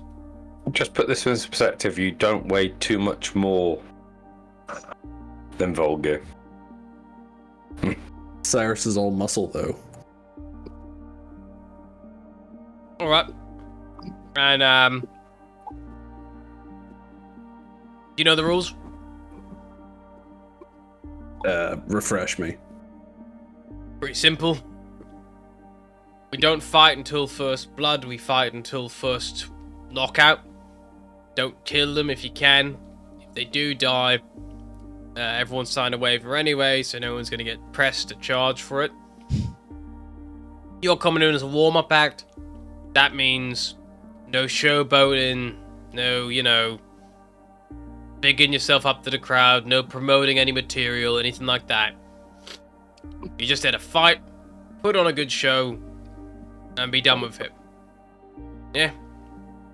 If you do go down, any medical treatment given to you, you will have to pay for, if it does accrue a cost. If you would like to put down a down payment for a reincarnate, in case you do get killed, now would be the time to do so. That is non-refundable. How much? For a down payment, you'd be looking at either 300 gold if you got it on you. Cover the material cost of the spell. Or... Yeah, I'm gonna pass on that. Right? If he dies, he dies. Right. Makes it more fun that way anyway. Alright. We're just gonna see him run around the. Do you have any bets placed on anyone tonight? No. Do anyone you know have any bets placed on you tonight in advance with the precondition you're going to fall deliberately or anything like that? I believe Volgir's betted against me, but I think that's just because he wants to see me get my ass kicked. Fair enough. Do you have any intention of letting your ass get kicked? No. Are you lying? No. Right. Not intention, at least. Also, Cyrus weighs 3 times what Atlas weighs. No, Bird. no cheap shots. Keep it above the belt. Try to keep it clean if you can, but you know, when you're in there, you're in there. No one's going to come break you up. Alright. Decision is based on total knockout first. If we feel the need to call a break for a round, you'll hear a bell. If you hear the bell, you just stop fighting, back up 30 foot. No cheap shots after the bell's rung, just let your opponent back up. It's probably been called for a safety reason for the crowd. As you're coming in as a warm-up, you'll be against another warm-up fighter. Humanoid, no beasts or monstrosities, anything like that to worry about. Basically just fucking show them some respect. That's more or less it. You're allowed to use your own equipment, as long as it's not, you know, chanted to all hell, but I don't see any shiny glyphs on yours. What about natural ability? Anything in you is good to go. Great. All right. Tears off a little bit of paper that he was writing on this clipboard. Hands it out to you. Yeah, You see take it. it's the number 6. And he goes, "You're the 6th fight. If the crowd like you, maybe put you in for some more afterwards, but you might be spent after that. So, you know, we're not going to plan too far in advance just in case. Sounds reasonable. Head on through those doors there. Second door on the right. You'll find a restroom. You'll find fresh bandages, water, some food. All the other contestants are in there as well who'll be joining you, so, you know, you're smart. Size them up. Thank you. And then luck. Cyrus will head in. This sounds a lot less murderous than I thought it was going to be. We're disappointed. Mm. You don't know that. It's just gonna be like, go around, it's like, okay, and Cyrus, you're up against Cargron the Destroyer. It's like, cool. I think next time I might need to send Volgear into some sort of fight. He's not doing a hell of a lot of fighting. Cyrus is probably sitting in the room, like, looking at the other contestants, being like, should have given myself a name. I bet you they've got names. I don't have a name. Cheetahs are a collective group. It's literally gonna be the fucking taste the grass little man, where it's like, this is like, what's his fucking name? The guy who like shield punches him. But he's called like something that like destruction. It's like up against Steve. Yeah, that's literally gonna be it. Taste the grass, little man. Is it not how's the grass taste like? Yeah. Tell me how the grass tastes, little man. And then he just punches him in the face with a shield. Yeah, he just walks in with a shield, no So sword, good. just like bonk. The longer clip's even better, because like that man is unconscious. I saw reenactors, and there was one built like him, and this little midget of like a 4-foot person sprang at this lad. The little midget had like a 6-foot halberd, and this guy literally walked in with a shield, obviously to do the same thing. The guy just conked him over the head. Get him. All right, Can I size up the other contestants? give me an insight check.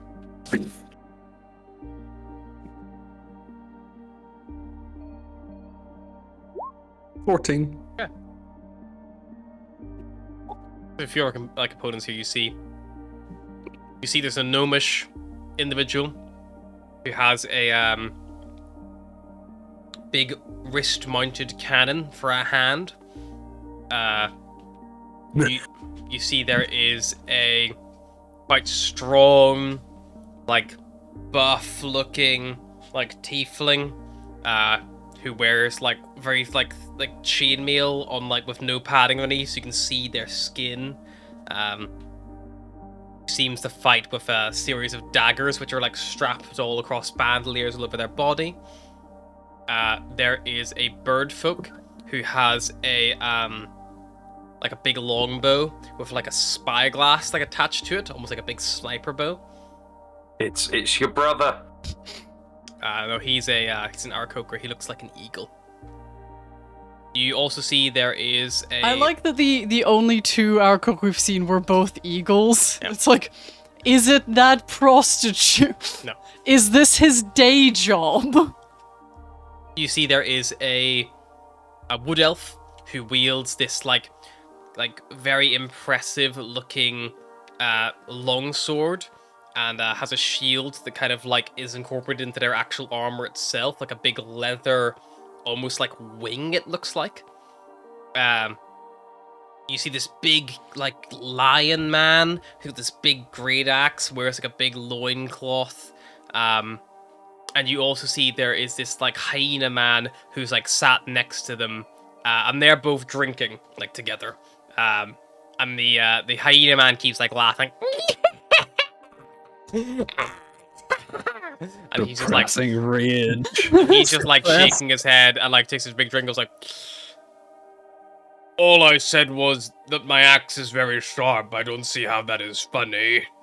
And the hyena appears to be on their belt. You would see, like they've got like 2 short swords like strapped to them, and they wear like lots of like tribal gear and like various accoutrement of dead foes. Looks like they have like literally a fucking straight up arm like tied to their belt, like just a severed arm. Don't fight that guy, Cyrus. He's gonna take your horn. Then Atlas will have to fight him to get it back.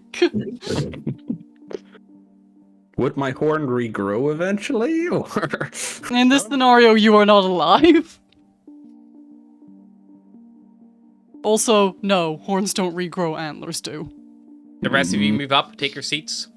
You hear an announcer booming over the thunderous speakers in the Self Carriage Arena, which looks a little bit different this time. Before, it was that big sunken, large, almost like Olympic level sprinters pit. Now there is a long, kind of mimicking the length of the arena, but it doesn't go as far as the crowd itself. There's a good like divide of maybe about 100 foot, kind of on each side. So it almost is just like a long, like dueling arena almost. And you would see lights kind of like boom, boom, boom, boom, like down on top of it, and like darkness kind of like surrounding it between you, the crowd, and it, as you're all kind of like sat watching in anticipation. Volga's gonna disappear and make his way off to the betting stand. Yeah. You see there's a few people on there like, alright, step up, place your bets. Anyone got any, looking to place any bets? We've got game 1. Yeah, just it's rhyming off like a variety of things. I'm gonna listen out to see if I can hear my good friend or not, depending on how he wins or loses. There are 6 warm-up acts, and you are glad to hear Cyrus is the last one. You hear game 6. You got Cyrus, Revamar, Newcomer, Tiefling, or maybe Asimar. Race unclear. He's been misraced. Wields a weapon and shield, melee fighter, weighs in 200 pounds, going up against Enog the Crazy, Noel, Oh no! Akimbo short sword fighter, known to take trophies during the fight from his still living opponents. Cyrus Place your bets, place your bets. I was honestly thinking Cyrus when you is just either bowed going to win in the depth. fight or lose the horn. These are the only two What's outcomes. What's the odds on this one? It's Cyrus is 2-1, and Enog is evens. So I'll put 2 gold on Cyrus. Okay. To win. I'll do the same. You think? And then I'll find one other one and I'll put... what did you say? There was 6. There's 6, yeah. I'm gonna pick a random race. Sure. There's Race number 1. Well, not race. Fight. Fight 1. Cool. Yeah. Fight 1 consists of Spriggle Sprocket, the inventor, who's a gnome. And he's Oh, up God, against that's Sunshine, the Leonin warrior. That's my boy. I'm gonna put it... That's my what's the son. odds? Spriggle Sprocket is a 3-1, and Sunshine is actually only a 2-1 because of the unknown variables of Spriggle Sprocket's device. That's shorthand Right. for may explode. Yeah, I'm gonna put 2 gold on our good unknown, non-unknown. Not Spriggle Sprocket. On Sunshine. Sunshine. Yeah. The king. And I'll leave it at that. If I win the first one, I might go more. Alice will just lean into Astra and be like, so, what do you think my chances are of seducing some kind of gladiator? Don't know how to put odds on things.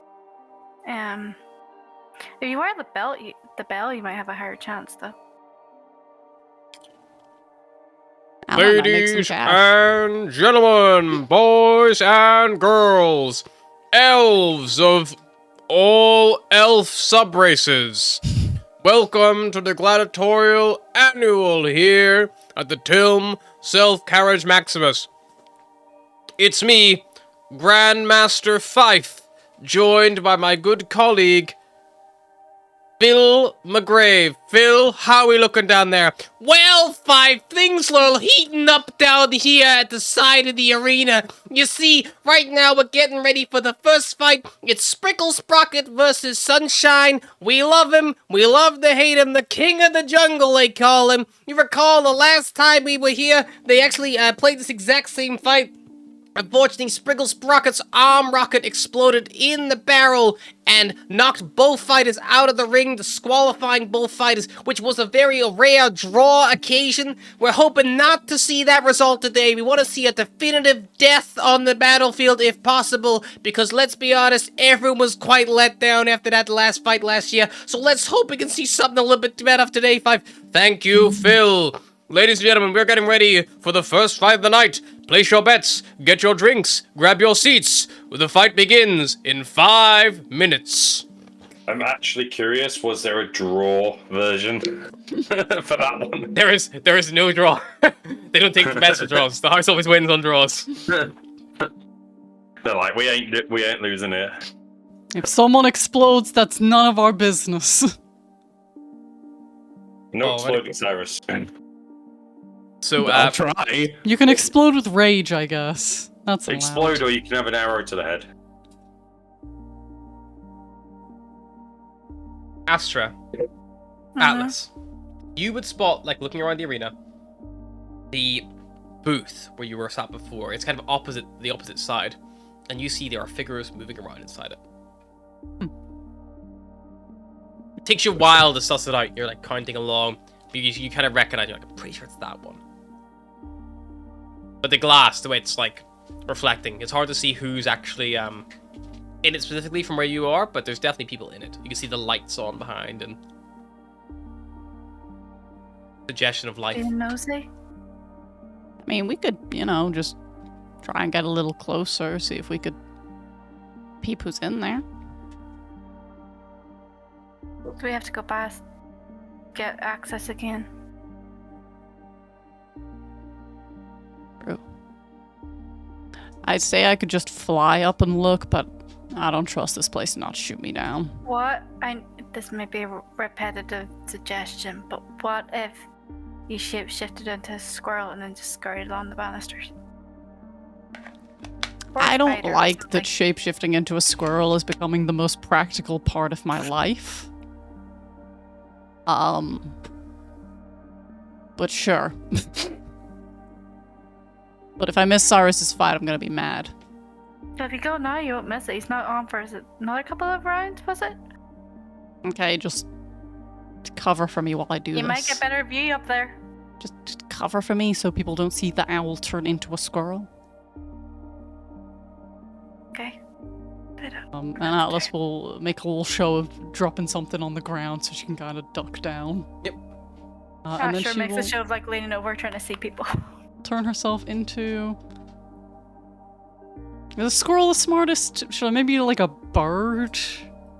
I think you Can turned you your bird, fly yeah. it? Oh yeah, I can't turn into a bird. Which is quite funny, because I'm not allowed to fly, despite the fact I can fly.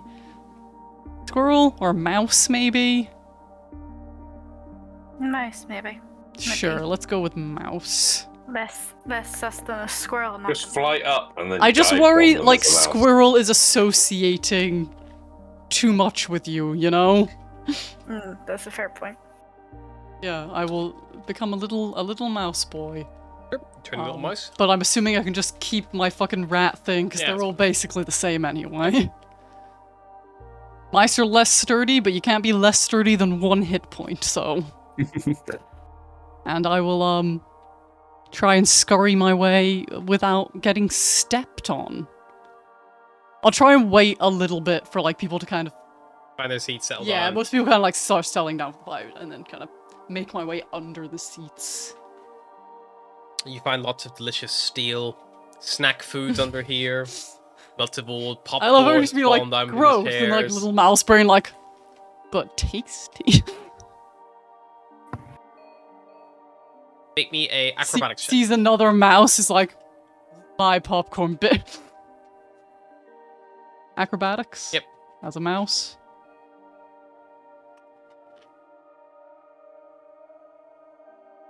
There's no acrobatics. May as a just be mouse. dex. Yeah.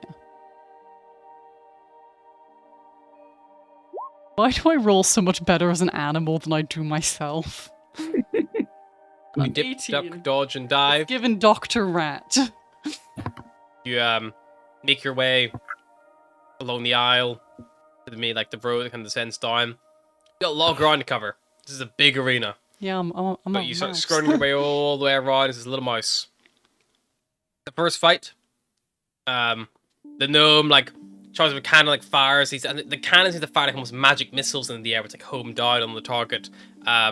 Which, despite the king of the jungle's best efforts to dodge and fend off, just keep managing to find purchase on him. However, the second the king is able to get close, the crowd are met with delicious roars of celebration as the king brings his good swing down with this big battle axe he has, which lodges just above the gnome's elbow and cuts the cannon arm off.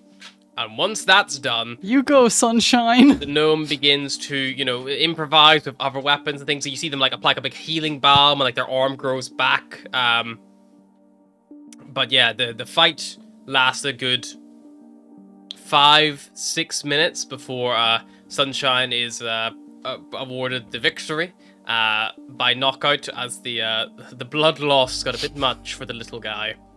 So that would mean that Volkir, you would get back 4 gold. Yay! Money. The other fights go on. The other combatants come in. Face off. The crowd is getting more and more amped up as this kind of goes on. Cyrus, you're in the back watching people leave in pairs until it's just you and this hyena man. He's just staring at you wide-eyed. Can I do another insight check to see if I can Suss get him out. more of a read on him? Everything. It's a 15. 15. Looking at this guy, I will let you ask me 3 things about their stat block, but it has to be things relative to yours. So it's things like, is their armor class higher than mine, or is their strength lower than mine, things like that. You can get 3. Well, first off, is their AC higher, or What's your AC? is their AC currently? 16? Their AC is lower than yours. Okay. They're only wearing studded leather armor.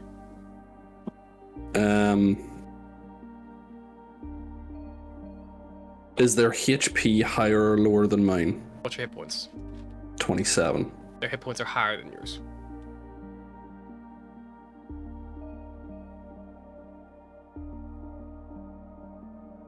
Can I tell what class they are? Has to be relative to your sheet. Is this... You could ask, do they have the rage feature? Okay.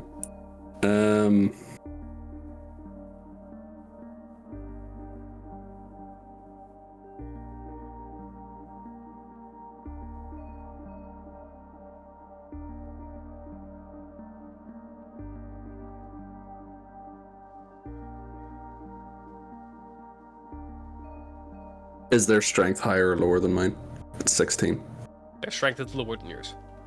Okay.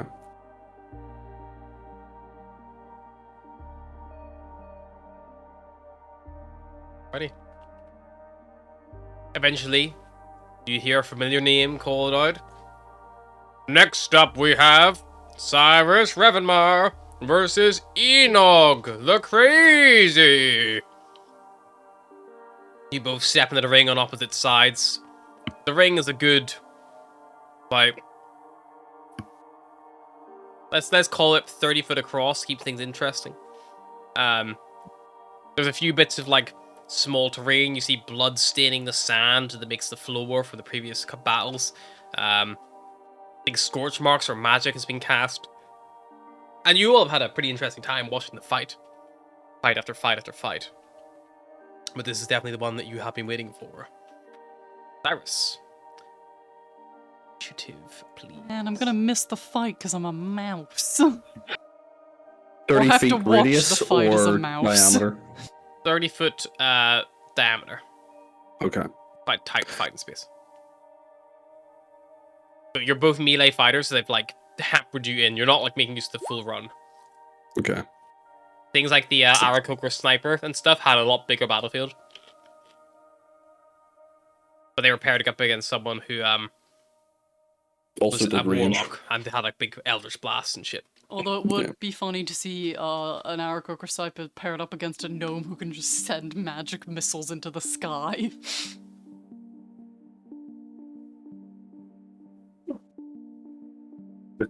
Bow and arrow versus fire. Although a ranged combatant versus a close range combatant would make an interesting fight. Cyrus, what is your dex total, please? What's your dex ability score? 14. Can you roll me one more d20, please? Oh my god. You have Two identical. I'd be to 15 to get the initiative. Shit. Okay. Cyrus goes You second. get the initiative. Oh. Wonderful, that's my headphones down.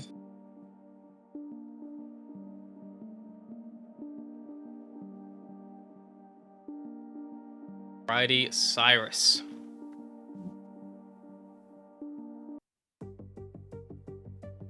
You see this individual across the way draw both of his swords. And he rushes towards you full pelt. Moves forward 30 foot. It gets immediately into melee with you. And goes, "Smile, pretty!" And then he tries to stab you twice on either side of your neck with his short swords. A 6 will miss. And I've rolled actually that really double stacked. An 18 will hit. Yep. So you take 8 piercing damage. I'm going to use the nat 1 that it double rolled because for some reason my Beyond Funny was sending it to multiple things for his bite attack. So he nat 1's the bite attack. That is his opening round. He stabs you in the neck for 8 piercing damage with his first short sword strike, but the other 2 managed to deflect and glance off, and it's now your turn. Yeah. Bonus action rage. Yep. Where the hell is my rage function? There it is. Draw the battle axe and take a swing. Go for it.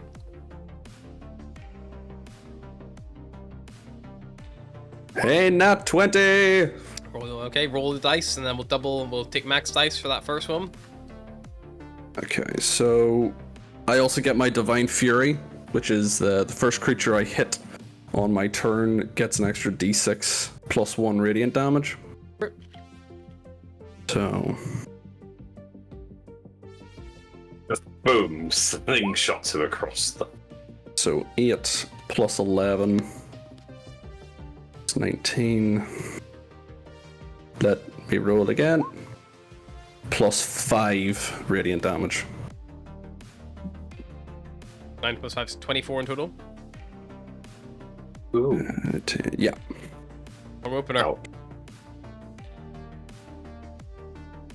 They look bloody after that first strike. Anything else, Cyrus?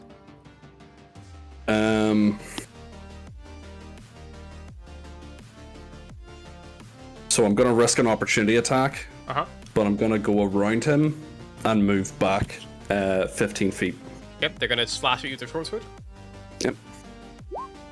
22 to hit for 4. So I'll take 2 damage on that because I'm raging. Okay. Okay, they will once again close the distance, stop you getting away from them, laughing manically to themselves as they begin hacking into you with their short swords. 7 misses, 21 probably hits for 5. half to 3. And then a 23 bite as it like takes a big chunk out of your side. Again, half 3, so that's 6 total. So 6 total. Okay. Swing again with my axe. It's a 16 to hit. Hits. So, oh nope, sorry, that's the wrong dice. Fine. Roll again.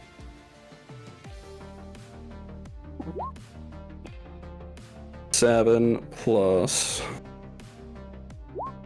6. So 15 damage. They're looking very hurt. Very hurt indeed. These big divine furies you're blacking out are hampered them pretty hard. They come in for you. 19. Crit. 18. Yep, all hit. So the crit deals an extra 3, so that's 6 half the 3 for the first hit. Then it is... That's going to be 8 plus 16, so that's 14 half the 7. So 3 plus 7 is 10. Oh god, I'm down. No, you're not, because you're still raging. Aren't you? Or is you... Well, 3 half to... So 6 half to 3. 6 half the 3. And then 7, because it's 14 half the 7. So that's 10. Yeah, that I've got 1 HP left. Bonk, buddy. Yeah. Plunges his short sword into your side, and as you're like there, you feel like yourself beginning to fall unconscious, and you're not sure, but it sounds like they try to whisper something into your ear, but it's hard to tell because that's what they're currently biting, and then you kind of lose consciousness and like the world just goes black around you. All of you in the audience, including Mouse Atlas, who's now climbed up. Atlas. He's now climbed up onto the little windowsill of the VIP booths, and it's like scuttling along, watching as they're going. Would all see as Enoch the Crazy pulls back and throws Cyrus's limp body on the ground. A big like jet of blood like flies off Cyrus's like side of his face as he lies there on the ground. You see them sheath their swords and hold up an ear. And then they just take their necklace. Important question. Is it the ear? Is it the side the horn is on, or the side the horn isn't on? I will let Cyrus roll me a d20, and if it's a even number, it'll be the side of the horn. If it's an odd number, it'll be the side of the horn less. It's the side of the horn! He's so wonky. I don't know. Kind of balances out more, you Is know? it like the whole ear, or just a piece of the ear? It's a fair chunk. It's like that, like a good 2/3. Oof. Yeah. Affect your hearing. No. Not really. Just how pretty I am. Gotta go on D&D Hero Forge and Find tweak one mangled of my ears ear. now. Yeah. Luckily, you're attacking non-lethally, so although you're on the ground, you're not bleeding out. And you all hear, "Ladies and gentlemen, Enoch the Crazy takes the win, felling the newcomer.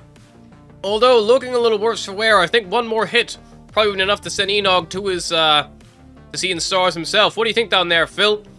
Yeah, I would say if the new boy managed to land even one more hit, that probably could have taken the fight in a whole other direction. But c'est la vie, you know, like the gnomes say, shit happens. That is what gnomes say. And then eventually Cyrus is carted off on a stretcher towards the back of house, wherever that may be, and the fights and gladiatorial events continue on. Next up, you see there is this like big minotaur fighter outfitted with like a big round shield, a long spear, and he's placed in the arena, the full-length arena, which has been done up with various bits of terrain and cover like positioned along it. And he's positioned in the middle, and 2 displacer beasts are positioned at either end. And you watch as they like, he's like moving around cover quietly, trying to get spotted. And he wears no armor. He just has a shield and a spear. Like he's apart from that, he's more or less naked. He's got like a loincloth on. dodging, rolling out the way, encountering like one of these like displaced beasts, stabbing into it, watching like the illusion fade, and then the everyone jumps on him. He like deflects it off. Like it's quite a show to watch. He manages to fell one of the displacer beasts, but as he's finishing that one off, the second one, like, he sees it kind of come around the corner in front of him, charges it with his spear, and as he does so, like, you see it, like, pounce from behind him and, like, starts savaging him in the back. Eventually, a few people have to, like, vault the fucking wall, and, like, they sort of, like, kind of control the beast after the Minotaur is clearly long, at least unconscious, if not dead. The further fights seem to get more and more brutal. And the final fight, as Atlas has finally made her way all the way around at this point to the far side, peering up against the little glass. Before I became a mouse. Peering up against the glass, Atlas looking in, you see some people you recognize in here. You see Elwyn, the Magistrate of Justice, whose booth it is. And you also see the very familiar, beautiful form of the Archmage with her. They appear to be alone.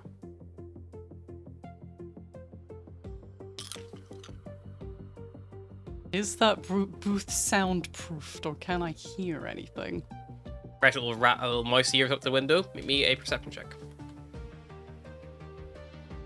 Mouse.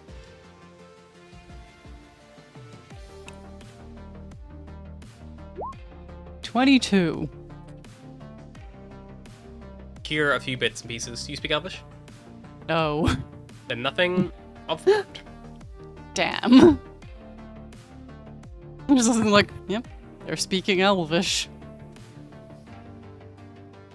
Can I get anything from facial expressions? Make an insight check. Insightful mouse. Not very insightful mouse. 13. Elwyn looks nervous.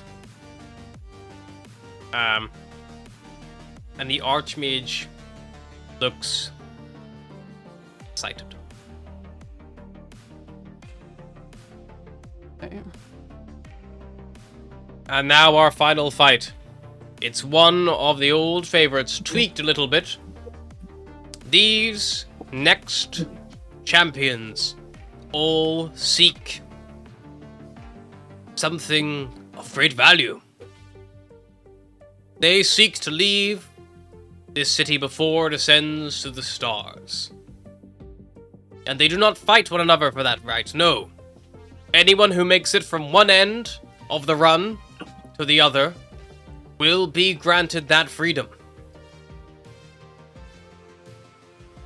And you see a bunch of high elves, wood elves, sun elves, moon elves, even the odd droid, all lined up. Must be about 100 of them, all at one end of this long run. And you see before them, there is a, like, long stretch of, like a checkerboard almost. You see the stone glows almost like red hot, like there's heat coming off of that, little like waves of heat. Is anyone else getting Squid Game vibes? Past that, you see there is a almost like a prone, like barbed wire crawl, which has these large swinging like axes that swing down and cleave right through the actual ground itself.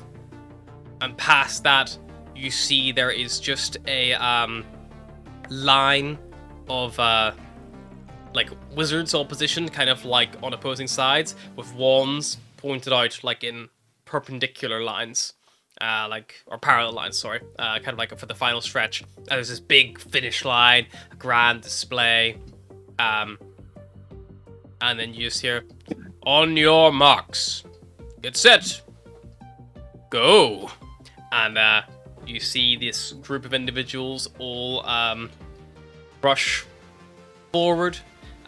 Some of them are just blind running, just with the hope to get anywhere. The first one you see jumps on one of these stone platforms, and it falls just straight, and it falls into what you can only assume is lava. You hear the screams long before you see the light, before this individual falls out of sight. And then everyone else kind of stops and slows down.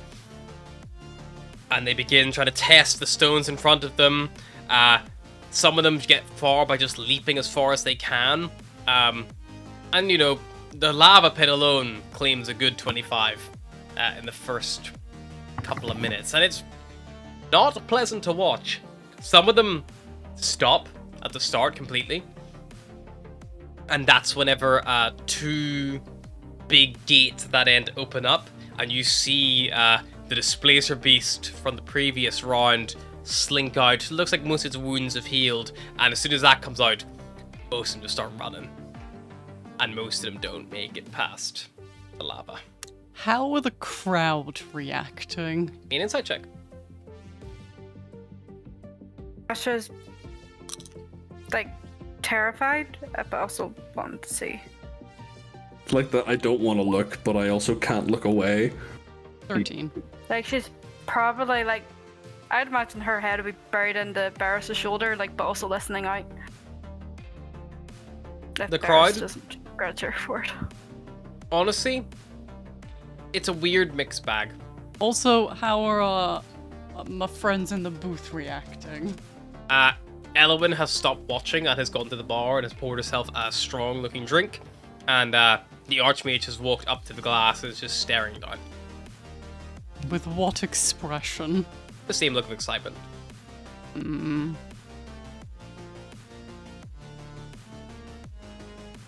You see the group who've managed to get through start crawling. You see people cut in half with huge swinging axes. Maybe 10 make it to the final run. These wizards standing there with wands pointed out, with no signposting of what's gonna happen. One of them, who's like in the front, turns to them, and you can see they begin like trying to talk to them, like begging, you think, and they're yelling quite loudly. And those of you who speak Elvish, you kind of hear like, you know, please just let me pass. You don't need to do whatever it is. You don't need to do. I'm not a criminal. I'm not a criminal wanting to leave here. Yeah, wizards just don't even seem to react. And then they just see, getting ever closer, the Displacer Beast. And as they've like gotten past areas, the traps seem to have ceased. You know, once the last person at threat with them is there, letting the Displacer continue slinking forward. How far is Atlas from? From the pit, Yeah, easily 2,000 feet. nothing she can do. Because you've kind of gone all the way up to the high Yeah, moves. all the way up. You would see this one run out, and the first wizard cast down like these grasping vines that like cover the area, and they'd be like wading through as quick as they can, trying to untie their legs as they're going. The second wizard fires out a like a bolt of like fire, which they duck under, and they just keep going as they're trying to get through. The one after that, a blast of ice kind of like hits the ground in front of them, like making it slippy as they like slip and slide. They fall down and begin crawling their way forward. And just as they're like about to reach the exit, like their hand is almost touching that like that finish line, 3 bolts of a magic missile just like hit them in the back, and they just go limp, unmoving on the ground. And of the 10, 2 make it to the end. There's still one alive in the play who looks like they've just completely lost their nerve after seeing the bodies in front of them, the bodies behind them, and just stuck in a state of panic. They don't even see it, but everyone in the crowd does, and they're screaming and yelling in either excitement or fear as a claw comes down, and they just fall dead. The 2 who make it to the end, you see them hug, like crying, and then the lights.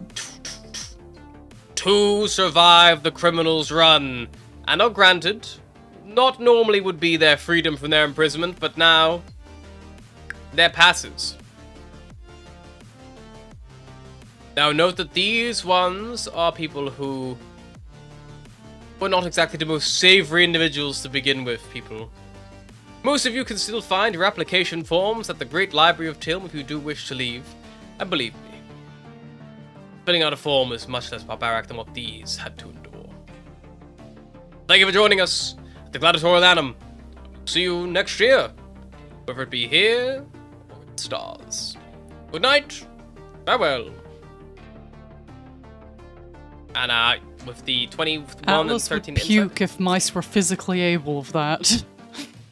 the 21 and 13 insight, the crowd, you guys have done nothing to influence this city, apart from one little instance at the speech. It is a 50-50 split. Wow, that didn't change anyone's mind. Jesus. Some people, it's like, they're like, you know, oh yeah, they deserve it. Like, it's so much better than just the usual criminals, because the criminals are so famished by the time they do it, they barely get past the first obstacle, things like that. It sounds like this run is not a new addition. But perhaps those who were running it were.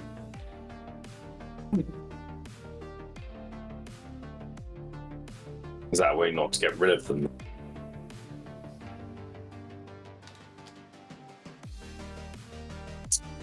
Right.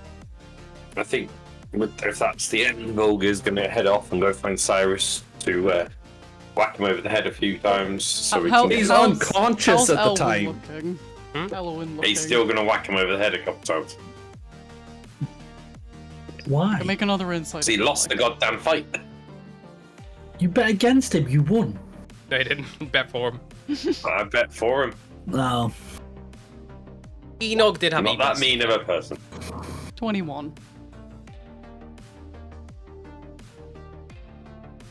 Look in the booth.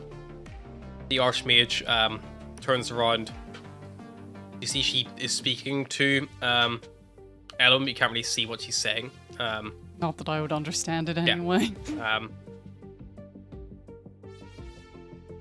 And you see Elwyn like just shake her head. And when the Archmage leaves, and Elwyn just like takes her glass and the bottle she was pouring, moves forward to one of the sofas that is not facing the window, and just plops herself down with her back to the window and just like drinks heavily. Atlas will wait for the Archmage to get the fuck out of there. He does. And then she will find somewhere not super obvious, drop her wild shape, and go knock on the door. Okay. Whatever good way around. Make me a stealth check to see how you you can find a place where there's no guards watching to transition. Stealthy mouse. Not as stealthy as an owl. Oof. 4. There's nowhere really good, Atlas, to like. Can I drop go your to phone. the toilets to drop my phone? You head over to the restrooms. Nobody can tell you're a druid if you shapeshift in a stall. The annoying bit is all the cubicles are full, and someone does start screaming, "Ah, mouse! Shit. There's a mouse in here! Stomp it! Stop that mouse! Oh dear, dear!" I mean, maybe I could scare someone out of the stall like that. You see a lot of people like pulling their legs up, you know, off the floor, so they don't have to contend with a mouse, especially like jumping on their foot. Scurry, scurry, scurry. I'm threatening mouse. Yeah, you scurry around. Make me an intimidation check, then, little mouse. Gonna scare people out. Strangely enough, mice don't have an intimidation skill. Just start climbing up someone's leg. I would also like to point out that Atlas is as charismatic as a mouse who can't speak as she is as her regular self. No, you are as charismatic yourself because you're a druid and wild. Oh yeah. I just liked the idea that rats had good charisma. You also get your same proficiencies. You don't have intimidation. As I don't. I'm not very scared. 11. I'm like you 4 do foot manage to tall. scare one individual out of a stall, enough for you to squeak, squeak, squeak, and beak yourself in. And you change yourself into an island. But you've definitely caused enough of a ruckus and panic that a few guards have been called in to deal with this mouse, and you hear someone that's like, "Ladies, can everyone please just calm down? I'm here to usher the mouse that no one needs to. It's only a mouse, people. It's more scared of you than you are of it. Look, where is it?" It's like, "It's in that stall there!" Shit. I will leave the stall. Okay, you step out and say, whoa! And he, like, looks past you. I will lift the mask to, like, reveal the owl face and be like, take a quick guess what happened to that mouse. And then lower the mask again. Deception check, please. I'll say advantage. Advantage, because that guy doesn't know shit about what owl it Creative eats. thinking. Wow, that is 2 11s. And I give inspiration. I mean, it wouldn't really matter. For me trying to pretend I ate myself. The guard looks really confused and is like, I don't know, but I have a feeling you do. Is it gone? It's gone. Alright. Well, whose party are you with? You don't have a pass. Oh, yeah, sorry, I got lost and I was just dying for the toilet so much I just kind of darted for it. I'll get out of here now. It's okay. I'll escort you back down to the main stands. The guard will escort you back down to the main stands. That's fair. You're not where you're supposed I know, to be. but I got away with it, kind of. You're not where you're supposed to be, and they will take you out and away. Those of you who are in stalls, the lights do not come back up in the main arena, and everyone is just beginning to trickle out and leave. Where's Cyrus at this moment in time? Just... Unconscious. Cyrus, you are unconscious. Yeah. You may roll me a d4.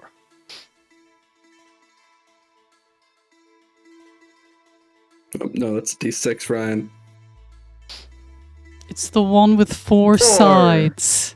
You're unconscious. Atlas, since she's already been separated from everyone and is not fancying trying to find her way back, will just start asking around to where the fuck her friend who got knocked out in the pit is. Sure, make me an investigation check.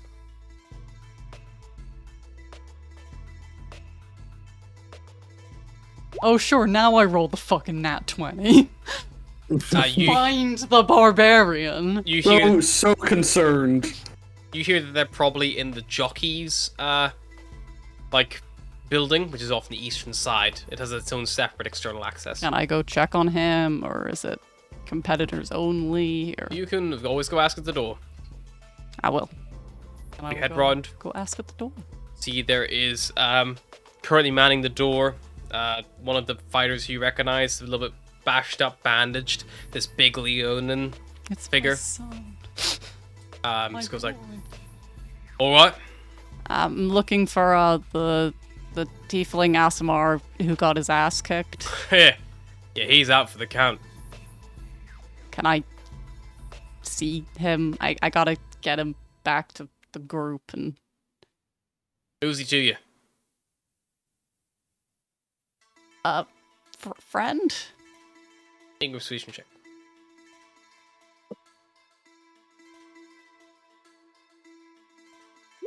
$17. Alright, fine. You can go check on him. But only because it'll maybe stop that one trying to fucking pester us. And you look over your shoulder where he's nodding and you see there's a, there's like a wood elf, woman, and standing next to her is... It takes you a second to recognize her, but it looks like it's Tinkerbell, the big Goliath. And he's like, kept saying that she was his wife or something, but she's definitely lying. I can see right through that. Yeah, so you Love the slip fight, in. by the way. Very, very impressive. Thanks. Yeah, I chopped his fucking arm off. Cunt deserved it. Right. He's in there on the right, second door on the right. Okay. She will go...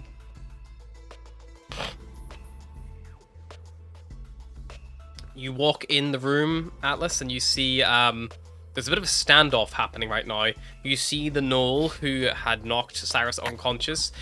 He's come for the other ear. He's standing with one of his short swords drawn, and in front of Cyrus is the Aarakocra sniper, and a very badly injured Minotaur who like has really bad lacerations all over his body, bandaged up a little bit. And the hyena's just like, It's only fair. I beat him. That means I get to take as many trophies from him as I like. Look, come on. We let Sunshine keep the fucking gnome arm. I should be able to take the other ear, Maybe a testicle or something, you know? Anything just hanging off. Okay, that's where we draw the line. And then, yeah, you see they're like, no, you do not need any trophies. Whenever you joined, you agreed, no, we would stop this. Even taking the ear was too much. Speaking of, can we get that back? No, it's mine. You may struggle to get it off them, but you're welcome to try. The Minotaur says. See Cyrus is just like, aww. He's had a big bandage around his head applied. It's like reddening Give white. me my friend's ear back. I want it fair and square. Give me my friend's ear back, or I will take yours instead. Give me an intimidation check. I'm not Do I very happen to come intimidated. across this at any point, considering I was going to Stop find Cyrus intimidating people! anyway? Never. Not bad.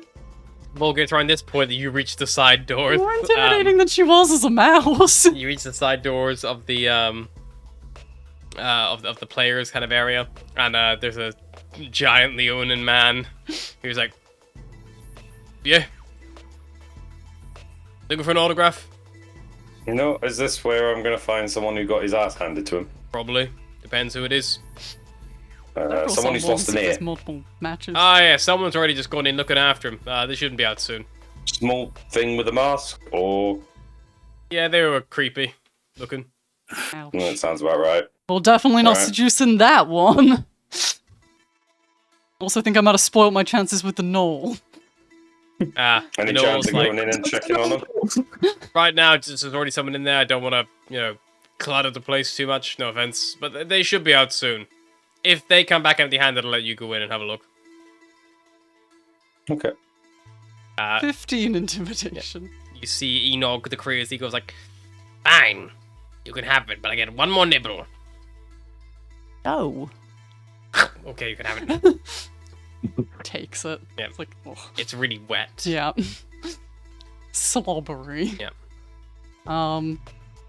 And she will cast Healing Word on Cyrus. Cyrus, you awaken.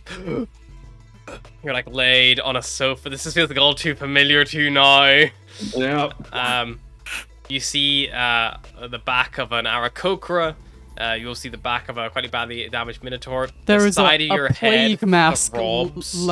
She leans over and she's like, bad news about the horn, buddy. No, it's on the left side. He'll grab the horn on the left side. Still there. It's still there. Your ear, on the other hand. Yeah, I think I felt that. We're going. Come on. Fuck. Alright. And he'll just pick himself up. Alice will wait until they're walking out and be like, but I got you a present, and just hold up the ear. Got a big bite in it. Both where it was ripped from your head and also where it was nibbled As you on. reach for it, That's she pulls something back funny. and it's like, I earned this fair and square. This is my trophy now. You give it back and I'll consider giving you my horn when I die. Which by my track record could be sooner than you. Fine. Be careful with it, though. I'm pretty sure we can find a cleric to stick that back on. You know a cleric to stick that back on. I don't know if Astro would be able to fix this. Well, worst case Landing scenario, maybe we can kind just of get someone to body parts? stitch it on. Stitching works. He'll put the ear in his pocket because he doesn't really have a place to put it. Eventually you come out and you see Volgir, arms crossed, waiting for you in the street. And I imagine Beros and Astra probably aren't too far behind if they were also, I imagine, sussing out where the rest of the party have ended up. Yeah, I think Barros would kind of turn around and be like, let's go. The taste of bloodshed in such a way leaves a bad taste. Yeah, I need a drink. Well, you didn't enjoy the fights? I mean, I know I lost, but, it's still a good fight. No, not you. The little they made massacre at the end, I assume. I'm sorry, the what? They had a they bunch made of prisoners, although they didn't look very prisonish to me, run for their lives through lava displacer beasts, wizards. About 2 of them Two made got- it. I'm about to say 2 made it out of I don't know how many. Like a Over 100. a gauntlet. Yeah. Hmm. Magic, big slicey, dicey thing. I didn't think gladiatorials held gauntlets still, but It seems that they're pretty common around here. And it seemed but like the Archmage fucking loved every second of it. hmm. That's where I went, by the Probably. way. I don't know if Astra told you. I was mousing, What was the prize for winning? leaving. Leaving the island.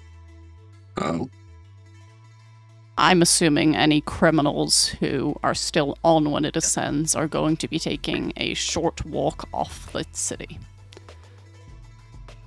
So maybe that was their one chance at getting out. Good news, But does- or maybe not, but news. Our friend from the council did not seem to appreciate it so much. the one that owned the booth.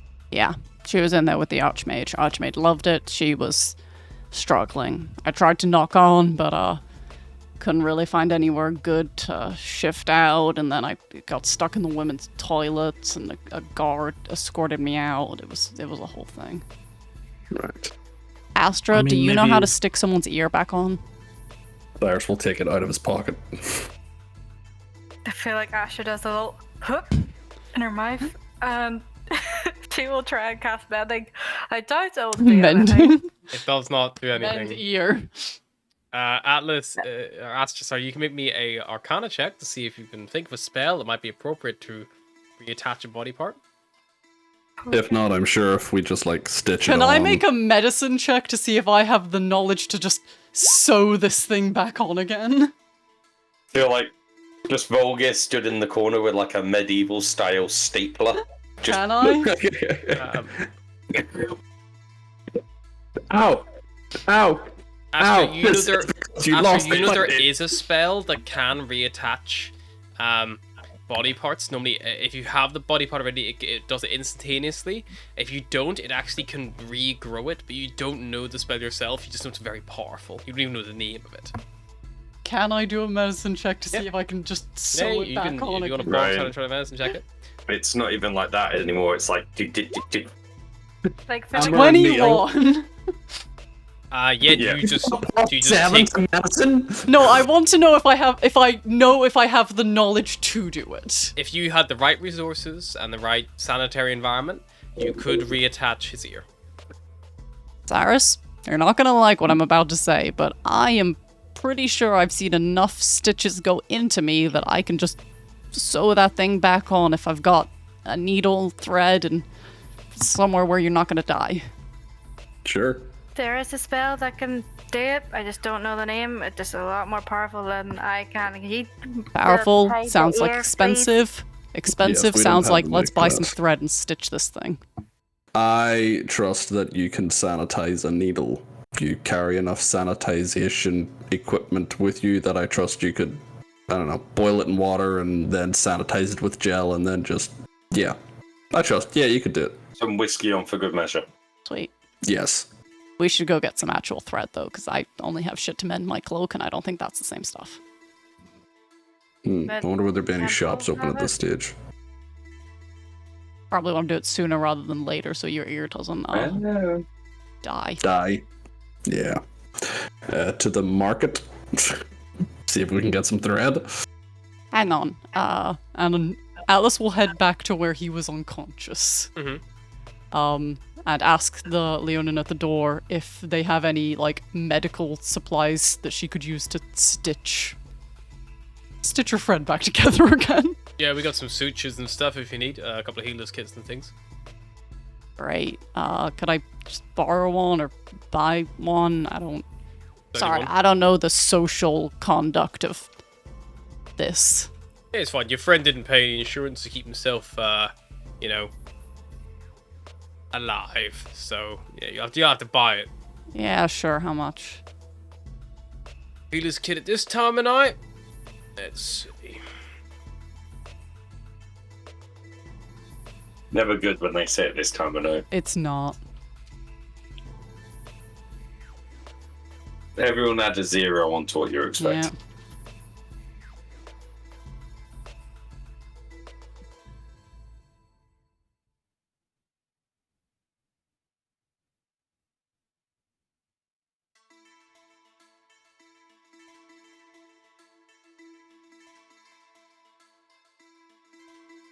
Bullet.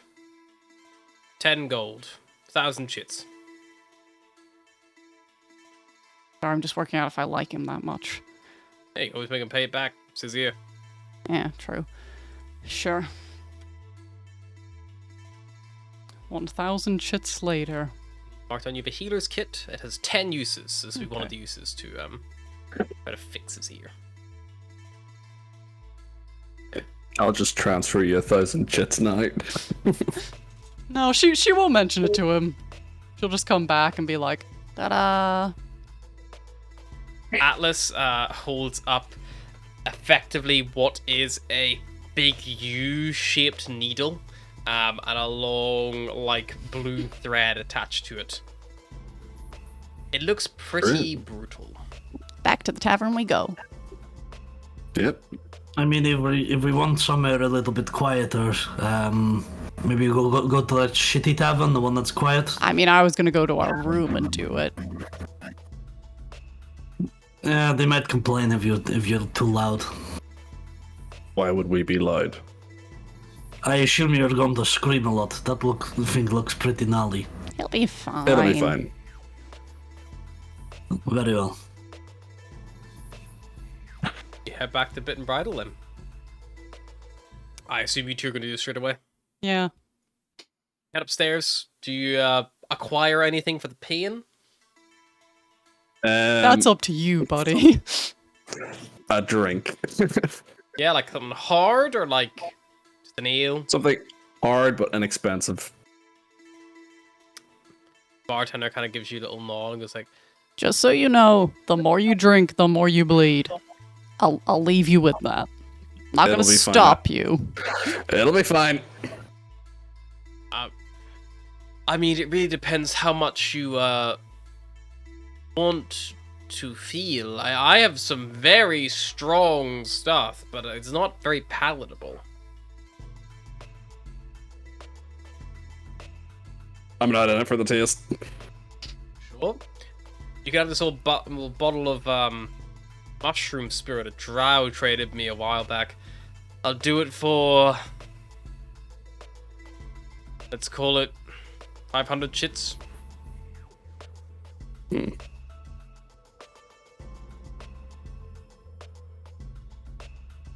What about just a glass of that shit? I'm not gonna. This shit is funky, you know? Yeah, I don't have a good track record with mushrooms. If not that, then I've just got regular old whiskey. Something strong and cheap. Bottom Strong shelf and cheap. whiskey, sure. Yeah, Let's go 300 chits then. It's you can have this half bottle I've got. that'll do it. Alright. For you. Asher probably assist Atlas, but also give Cyrus a belt or something to bite down on. Because he's gonna scream. I mean, Cyrus has a belt. How many times have you been sewn up in the past? Astra removes your belt. But, you know. No, Cyrus will, when he sits in the bed, he'll take off the belt himself. Oh, Jesus Christ. Don't worry, I'm not taking off the pants. At a closer inspection, Eros I don't would know only how clo- steal them anyway. I don't know how close. Cyrus would be like, this is the corner. I don't know how close you would have looked at Cyrus in the past, but if you look at his back, some of the red markings that he has painted actually cover scars, which could have been from whippings or previous battle injuries. Like he has a lot of scars that are kind of masked by his war paint. Alright. I'm not gonna lie to you. I've never sewn someone's ear back on before. Mostly be fine. because nobody I know have them. You got this. It's 100%. But I have sewn my own stitches that popped before, and that went mostly fine, so... There you go. First-hand experience. You'll be great. She's like holding the ears, like, Astra, is this straight? I don't want to sew it crooked. Here, Cyrus will like grab the ear and like try and like line it up by feeling it. Like, does that look right? It's quite difficult to do because the skin has pulled and torn. It's not a I clean think the knoll cut. might have bit a chunk. Also, ears look pretty weird anyway, so they're a funny looking bitty, aren't they, ears? Just do your best. And he's just gonna take a huge swig of the whiskey. It's Alright. pretty good. The taste, the feeling, and Atlas can make me a medicine check with advantage from Atlas extra will take off her mask so she can get up close. Big swig, belt. I Medicine feel check. like Asher would give Cyrus her hat, but she'd be afraid he'd break it. So just a hand on the shoulder. Not You're great. okay, buddy. You're okay. 14. Like, I ready to need cast it Cyrus to make me a, let's call it a con save, please. That's a non-nat 20. Cyrus doesn't even whimper as you plunge the needle through the cartilage. And Cyrus, I don't know if you've ever had an ear piercing in real life, but you know that crunch that you get? It feels I like can imagine. as the cartilage is punctured, there's a sickening crunch that you feel not just in your ear, but kind of in your stomach a little bit. You feel that about 25 times as Atlas puts 25 stitches through your ear. And you only feel it on the side that's still attached to you. So that's nice, at least. Before she eventually ties And it some off. pain. Unfortunately, because of the weight of the cartilage and the lack of anything to support it, the ear keeps falling, like bending over itself and threatening to pull its stitches out. So I feel Atlas like we actually need has to- to stitch it onto the side of your fucking head. Like pin it there so it has like a support. So she can like punctures through She the will side warn of your you before she does that. head, kind of pinning your ear back. And you imagine when it does heal, if it heals successfully, it's likely it's going to be a little bit malformed. Just the way it's It's a little crooked, but it'll make it look tougher. Hey, maybe it'll distract from the fact I've only got one fucking horde on the side of my head.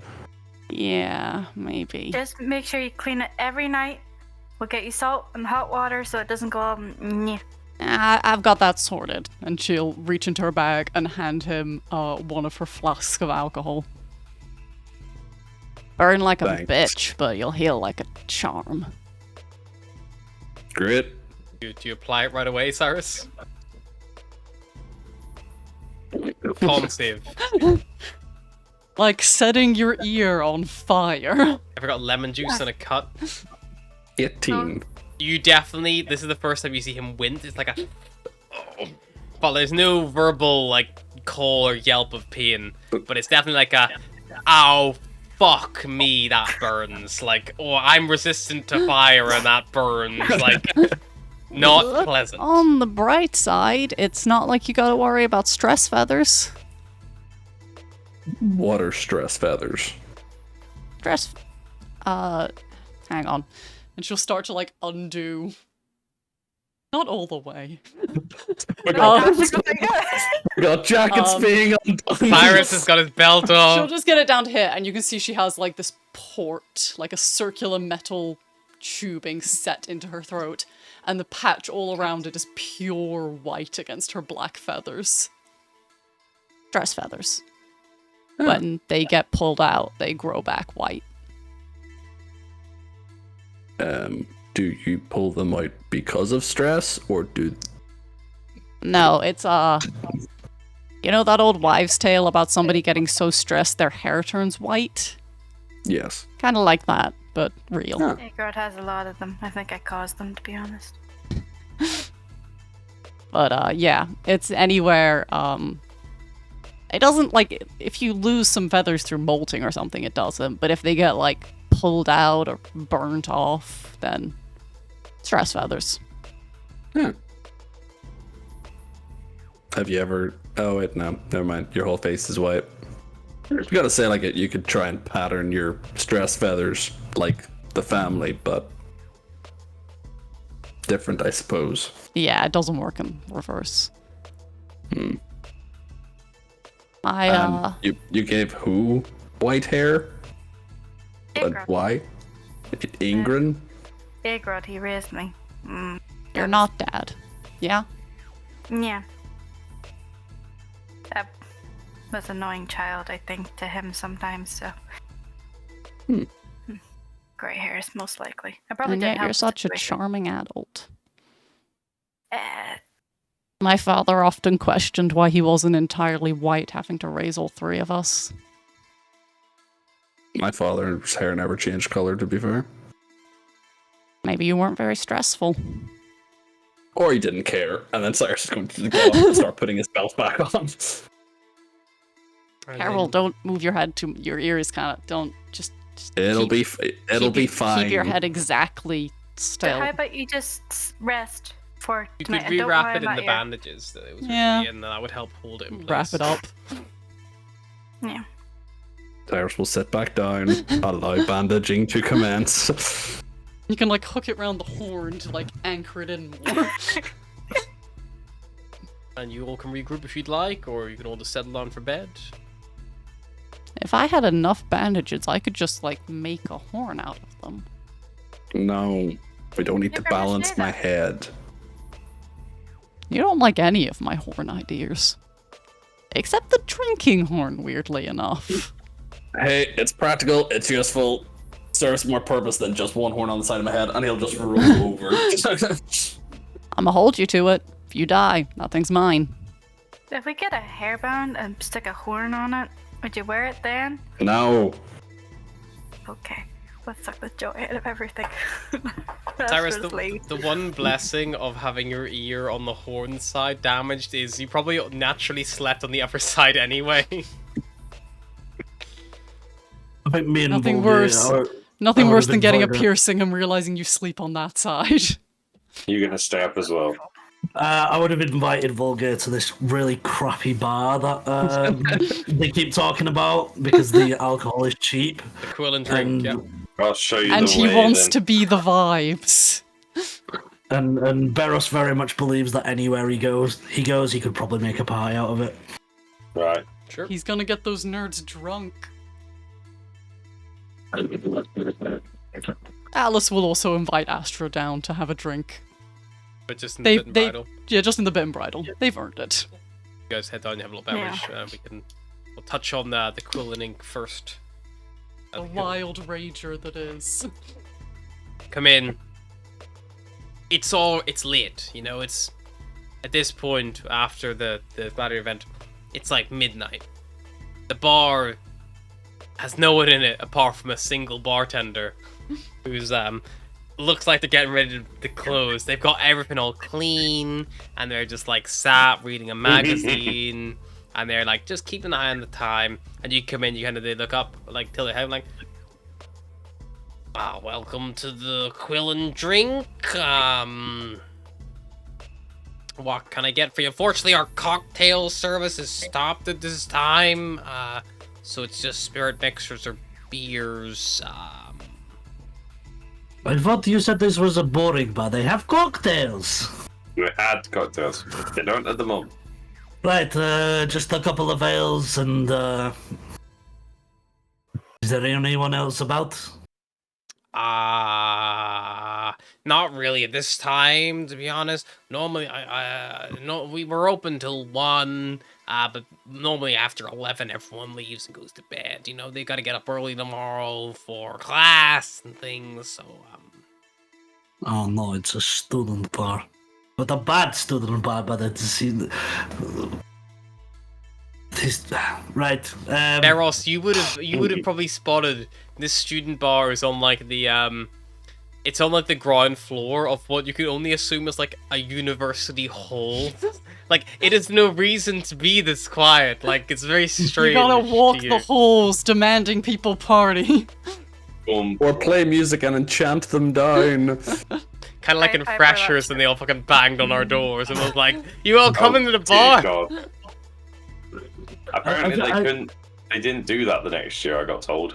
Apparently they got a complaint about it. I think I will order a couple of drinks, and then after about like maybe 15 or 20 minutes, we'll just be like, I think I need to get the students down here. Fucking hell, this is depressing.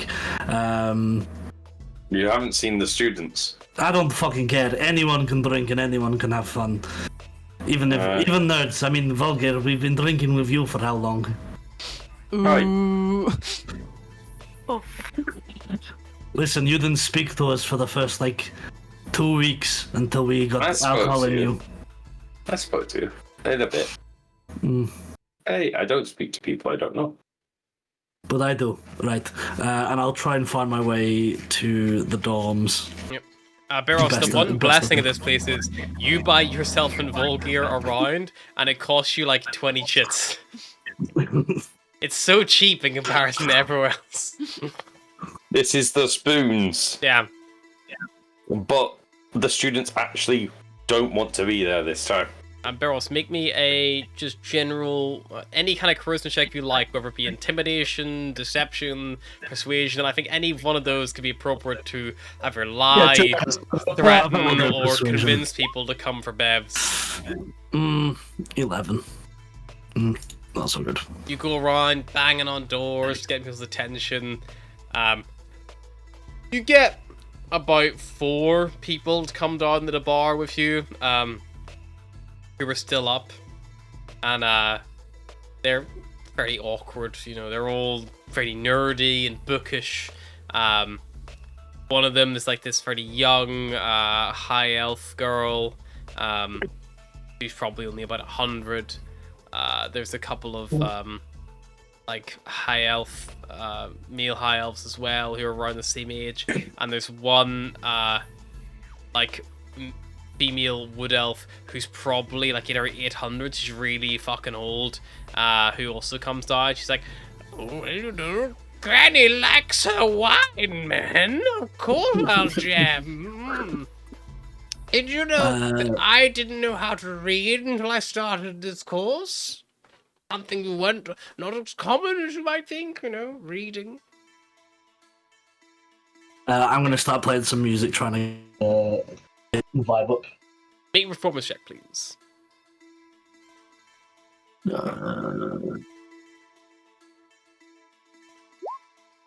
No, not 20.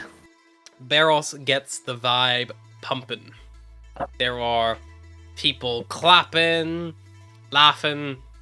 Eventually, your humble 6, 7 if you count the bartender, grows and grows as people hear music below them or whatever. And there's definitely, you hear the sounds of hollow strapped messages echoing through the walls of what's that noise, you know. And eventually, after about half an hour or so, the bar is pretty full. It's got a good 20-30 people in here drinking, having a laugh. The bartenders, they're just like, "Okay, but we do close at 1, so you all will need to be gone by then. That's when last orders, people, you need to go soon. I have to be out tomorrow for my work." I'm gonna walk up to the bar and go, "Are you sure you're closing at 1 o'clock?" Just like whittling a dagger in front of me. Okay, give me an intimidation check. Jesus. Actively threatening to stab a man. Hey, can I get an advantage? Because I'm assuming this guy doesn't deal with this Yeah, kind of shit you anyway. can use definitely advantage. This guy's, Not used to being threatened at Yeah. knife points. Oh, Bullying the bartender. Look, I'm really sorry, man, but like I can't lose this job, okay? I needed to pay my tuition, but we all need 2 to gold be on the gone by table. 1. Okay, well that is my tuition for like a good semester. Okay, Olgir will pay this man's tuition to keep the bar open. we can stay open a little later, I suppose, but if anyone asks, we closed at 1. The shut-in. Good thing. I'm glad you agree that we decide when a little later it ends. Thank you, and I walk away.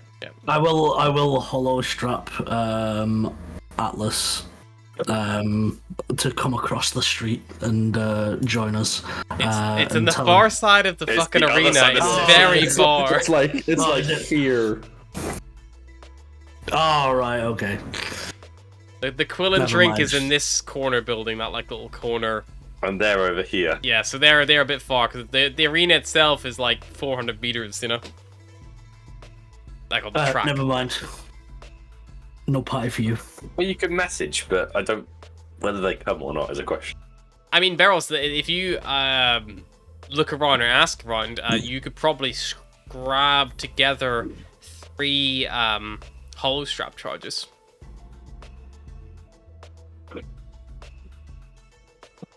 Sure. Make me either a persuasion to like get them off people, or just general investigation to see if you can like acquire some by less legitimate means. / sleight of hand. Sleight of hand to steal. You ask around, they say, "Oh yeah, I've got some people coming to the party. The real life of the party. These people." And eventually, these students offer up a couple of their holostrap charges. How these work? If you get 3 holostrap charges, they effectively work as a like level of spell that a holostrap may need for a certain function. So having 3 of them will let you cast the ascending feature, so you can cast a longer range message. If you have 3 of them. But it also permits other things, but normally they need paired with other add-ons, which you don't have. But the base sending is possible. We'll just do the base sending, and I'll just send a message to Atlas. Atlas, you receive the following message: 25 words. What's the name of the Quillen? He's counting. He's counting. At Nerdbar, not so bad. Get here. 13. Still got 12 more words. Bring everyone? 10 more words. No, he wants. You don't I'll have end it to. there. He do-ups the rest of the message. Do up. Alice, you receive that. You hear what the fuck are we? What is the name of this place? The Nerd Bar. They're at the Drinking Quill, if you want to go. Sounds decent. Okay, do we wake Cyrus up? Nah, let him sleep. He got the shit kicked out of him and his ear bitten off. Okay, I'll go check on him first, though. Asha will, like, softly knock. So softly he has to be fully awake for him to hear. Are the rooms like soundproof? Can you hear what goes on inside the rooms? From the outside, you cannot hear. No. Okay. Can you hear what happens on the inside? Like if someone knocks? Yeah, if someone knocks on your door, you can hear it. Yeah. Yeah. Or can the rooms be damaged? What are you doing in there, bud? In what way? Like if someone was frustrated and they were punching the wall. Yes. I feel like Asher's perception might pick up on that. Okay, so he's not like properly like laying into the wall. It's more like a controlled striking the wall. Just to like he's trying to vent frustration, but not fully Punch letting through everything the wall. out. Make me He's a wisdom check. He's not trying to create adjoining rooms. I thought that was gonna be is make me an attack against the wall. It's 11. You have got the wall to a point now where every time you hit it, the illusion of the wall that you have there is beginning to flicker. Like you're starting to damage the illusionary projections. But you're not. You've got control enough that you're not fully breaking it. But like it's getting. Okay.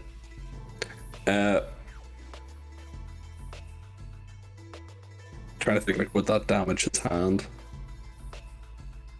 No. So Cyrus will open the door, but his like right hand is behind his back.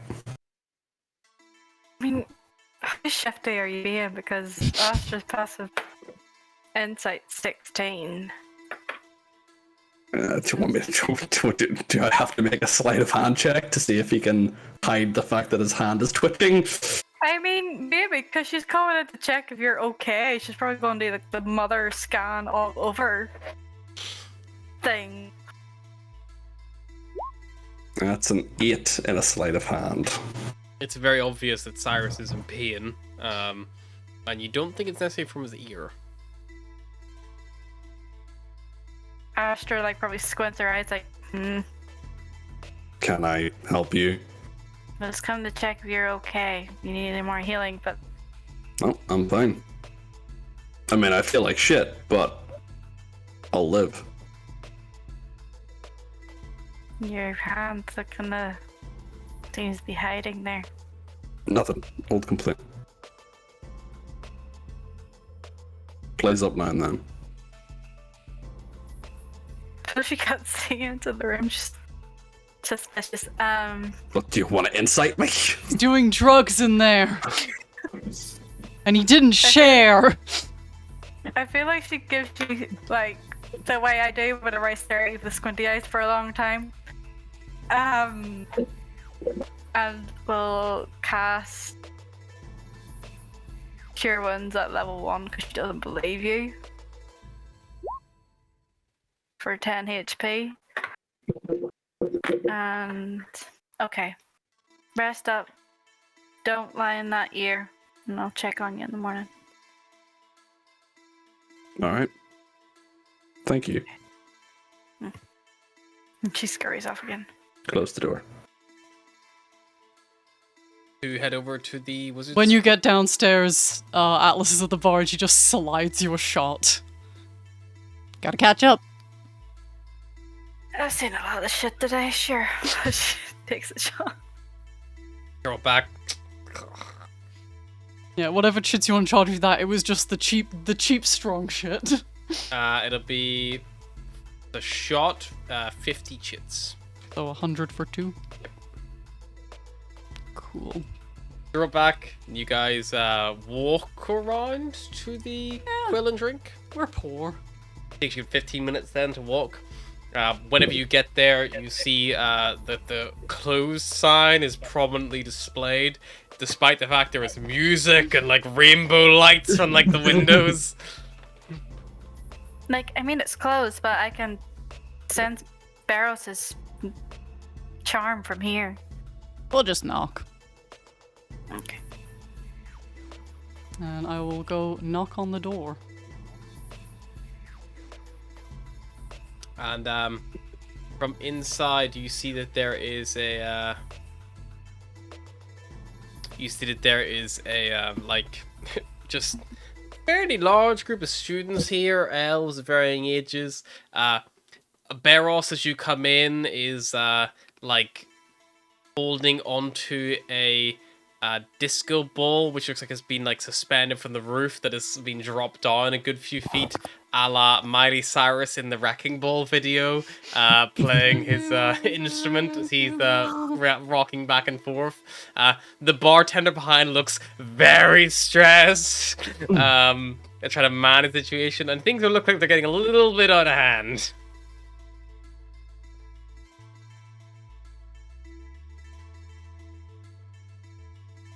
Atlas will walk in, be like, "The party animal has arrived!" And then to underline that point, what is the biggest thing Atlas can wild shape it into right now? A bear of some kind? Sure. Your challenge reading? Like a squall bear? All these poor students. What kind of bear do you think she's seen? Click on your wild shape ability and tell me your max challenge reading is. Da. I think a brown bear is as big as you can get at this level. Probably like a quarter.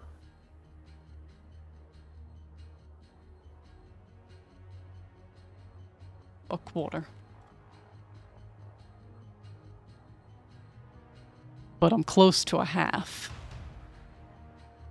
The biggest thing you can change into then... Also something like kind of ridiculous. Like a horse. Surely be mainly like squaw animals, so they might be a little fucked up. That's why I said like a squall bear.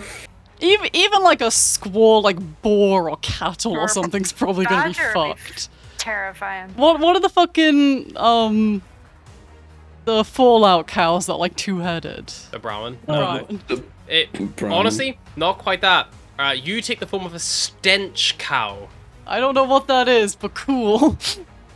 So you see a fluffy, Hey, it's something fluffy though. green so- furred cow with a long, fluffy billy goat beard, split hooves, and big, long, How huge curling am I? horns. You are large. You are a good like.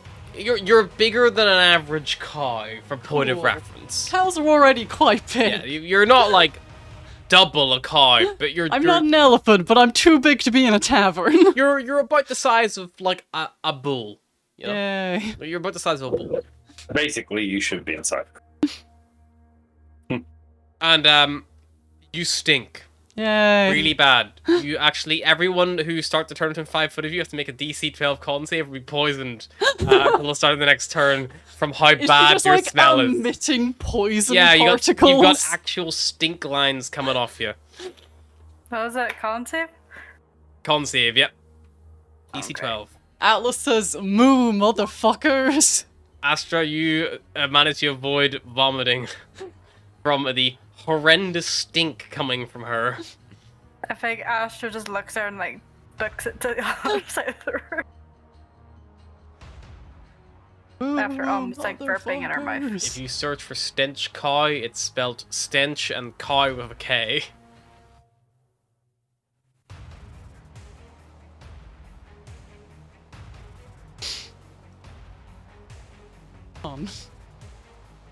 Should be on D&D Beyond as well. It's from Volo's Guide to Monsters, so. I think that's it. Yeah. Stinky cow. They're so tall. Yeah. Big shoulders. Like a bison on crack. And But then yeah. I will go and demand a drink, but I am a cow, so I cannot speak. The bartender vomits. Cool. Yeah, from the I will smell. continue to try and demand a drink. And the bartender at this point just leaves. He just gives up. He's been sick. He's going and I home. will get behind that bar. The stench cow is now trying to serve drinks with no thumbs. It's not going well. Glasses are being Break a smashed. keg open with my horns. Beer goes everywhere. Notoriety goes up. Break a keg open with my horns and then try and open my mouth as it like runs down my face like ah. Big long cow tongue just like blah. Maybe we should have asked Cyrus. Feel bad he's missing this.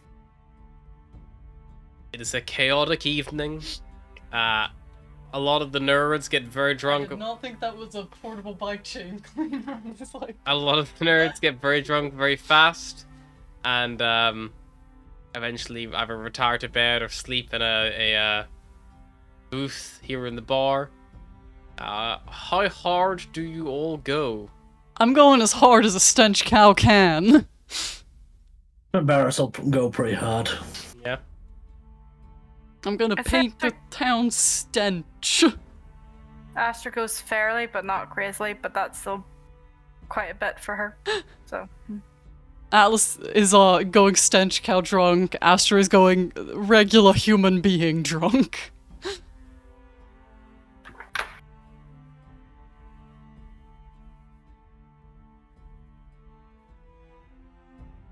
Alrighty, if you are going so hard you think you warrant a roll on the carousing table, you may roll me a D100, please. Last time I did this, I accidentally slept with a party member. I don't want to roll. No. You don't have to roll if you're not going hard. Depends on how lightweight Astra is. Eh. This is my point. Oh, we rolled close. I might accidentally sleep with another party member. Just wake up in a pile of bodies between just these all of these different varying ages of elves. The old woman's there. Volgear, are you going hard or are you controlling yourself? Give me one sec.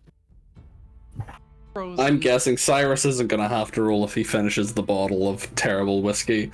I think you're fairly confined to your You're room. going to black out on Yeah. your bed or black Yep. out on the floor. You may roll for which. Astra, Yeah. roll You- roll a d4 to see where you black out. Astra, you the following morning, you wake up in your bed.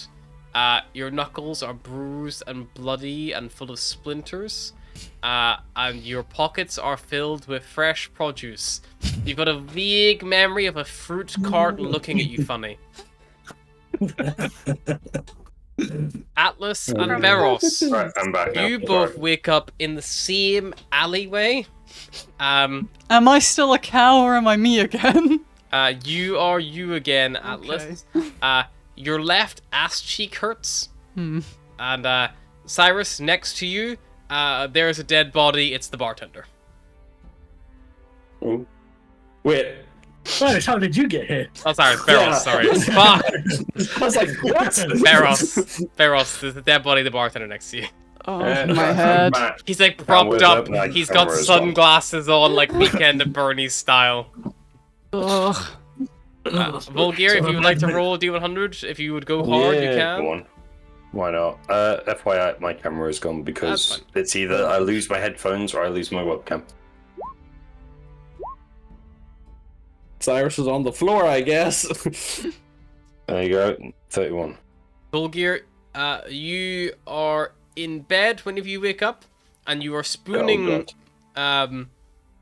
someone who, like, seems to have the same proportions to you. You're like, oh, another dwarf. Incredible.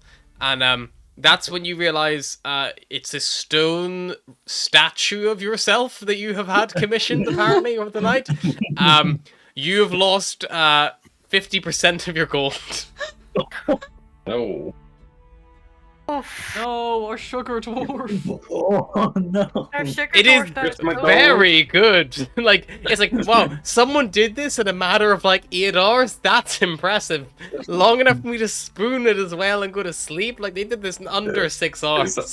Is that half my total pouch, basically? Yeah. So I need to knock off 40. An expensive roll. At least you've not got a dead body to deal with.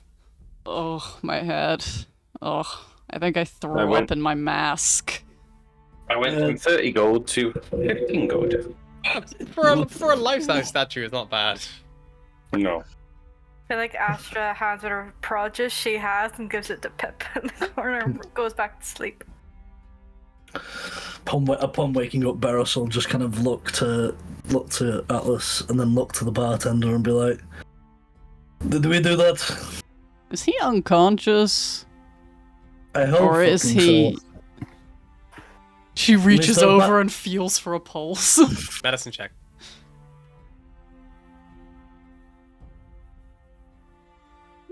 16. He's been dead for a good couple hours. Yeah, that guy's dead. That guy's totally dead. Did we kill him? Did we... Oh, God, I'm gonna throw up. Alice with a 16, it looks like he's died of a heart attack. Huh. Okay, well... I mean, we still might be responsible, but, I mean, maybe he just died partying too hard. maybe. Oh, That's how I want to go out, but not for a while at least. my mask smells so bad inside. Maybe someone else threw up in my mask? It wouldn't surprise me. I'm just surprised we didn't end up in a pile of bodies, and especially that old woman. She was looking at me funny all night. Why does my butt cheek hurt so bad? Well, you were a cow. Maybe someone just slapped your ass. Maybe I slapped your ass. Right, Where are we? What Not a time clue. is it? right. Sunrise. How do we get rid of the body? Do we just leave it here and natural causes? I mean, there's nothing to tie it back to us. I mean, there might be, I don't remember, but I'm pretty sure we didn't murder him directly. Our notoriety may have ticked up a little. Oh, More than God, likely. my head. I need to eat something fried and wash my mask and die, maybe. Sounds good. And we'll make our way to the bit and bridle. Yeah, you're actually not far from the Quill and Drink. You're actually in the alleyway at the back, so yeah, it does take you long. It's about 15 minutes to walk back. In your Walk of Hungover shame. state back to the Bit and Bridle. Walk of passed out in an alley shame. Maybe murdered a guy, shame. As you all get back at the Bit and Bridle regroup, I think that's probably a good place to stop for tonight. Mm-hmm.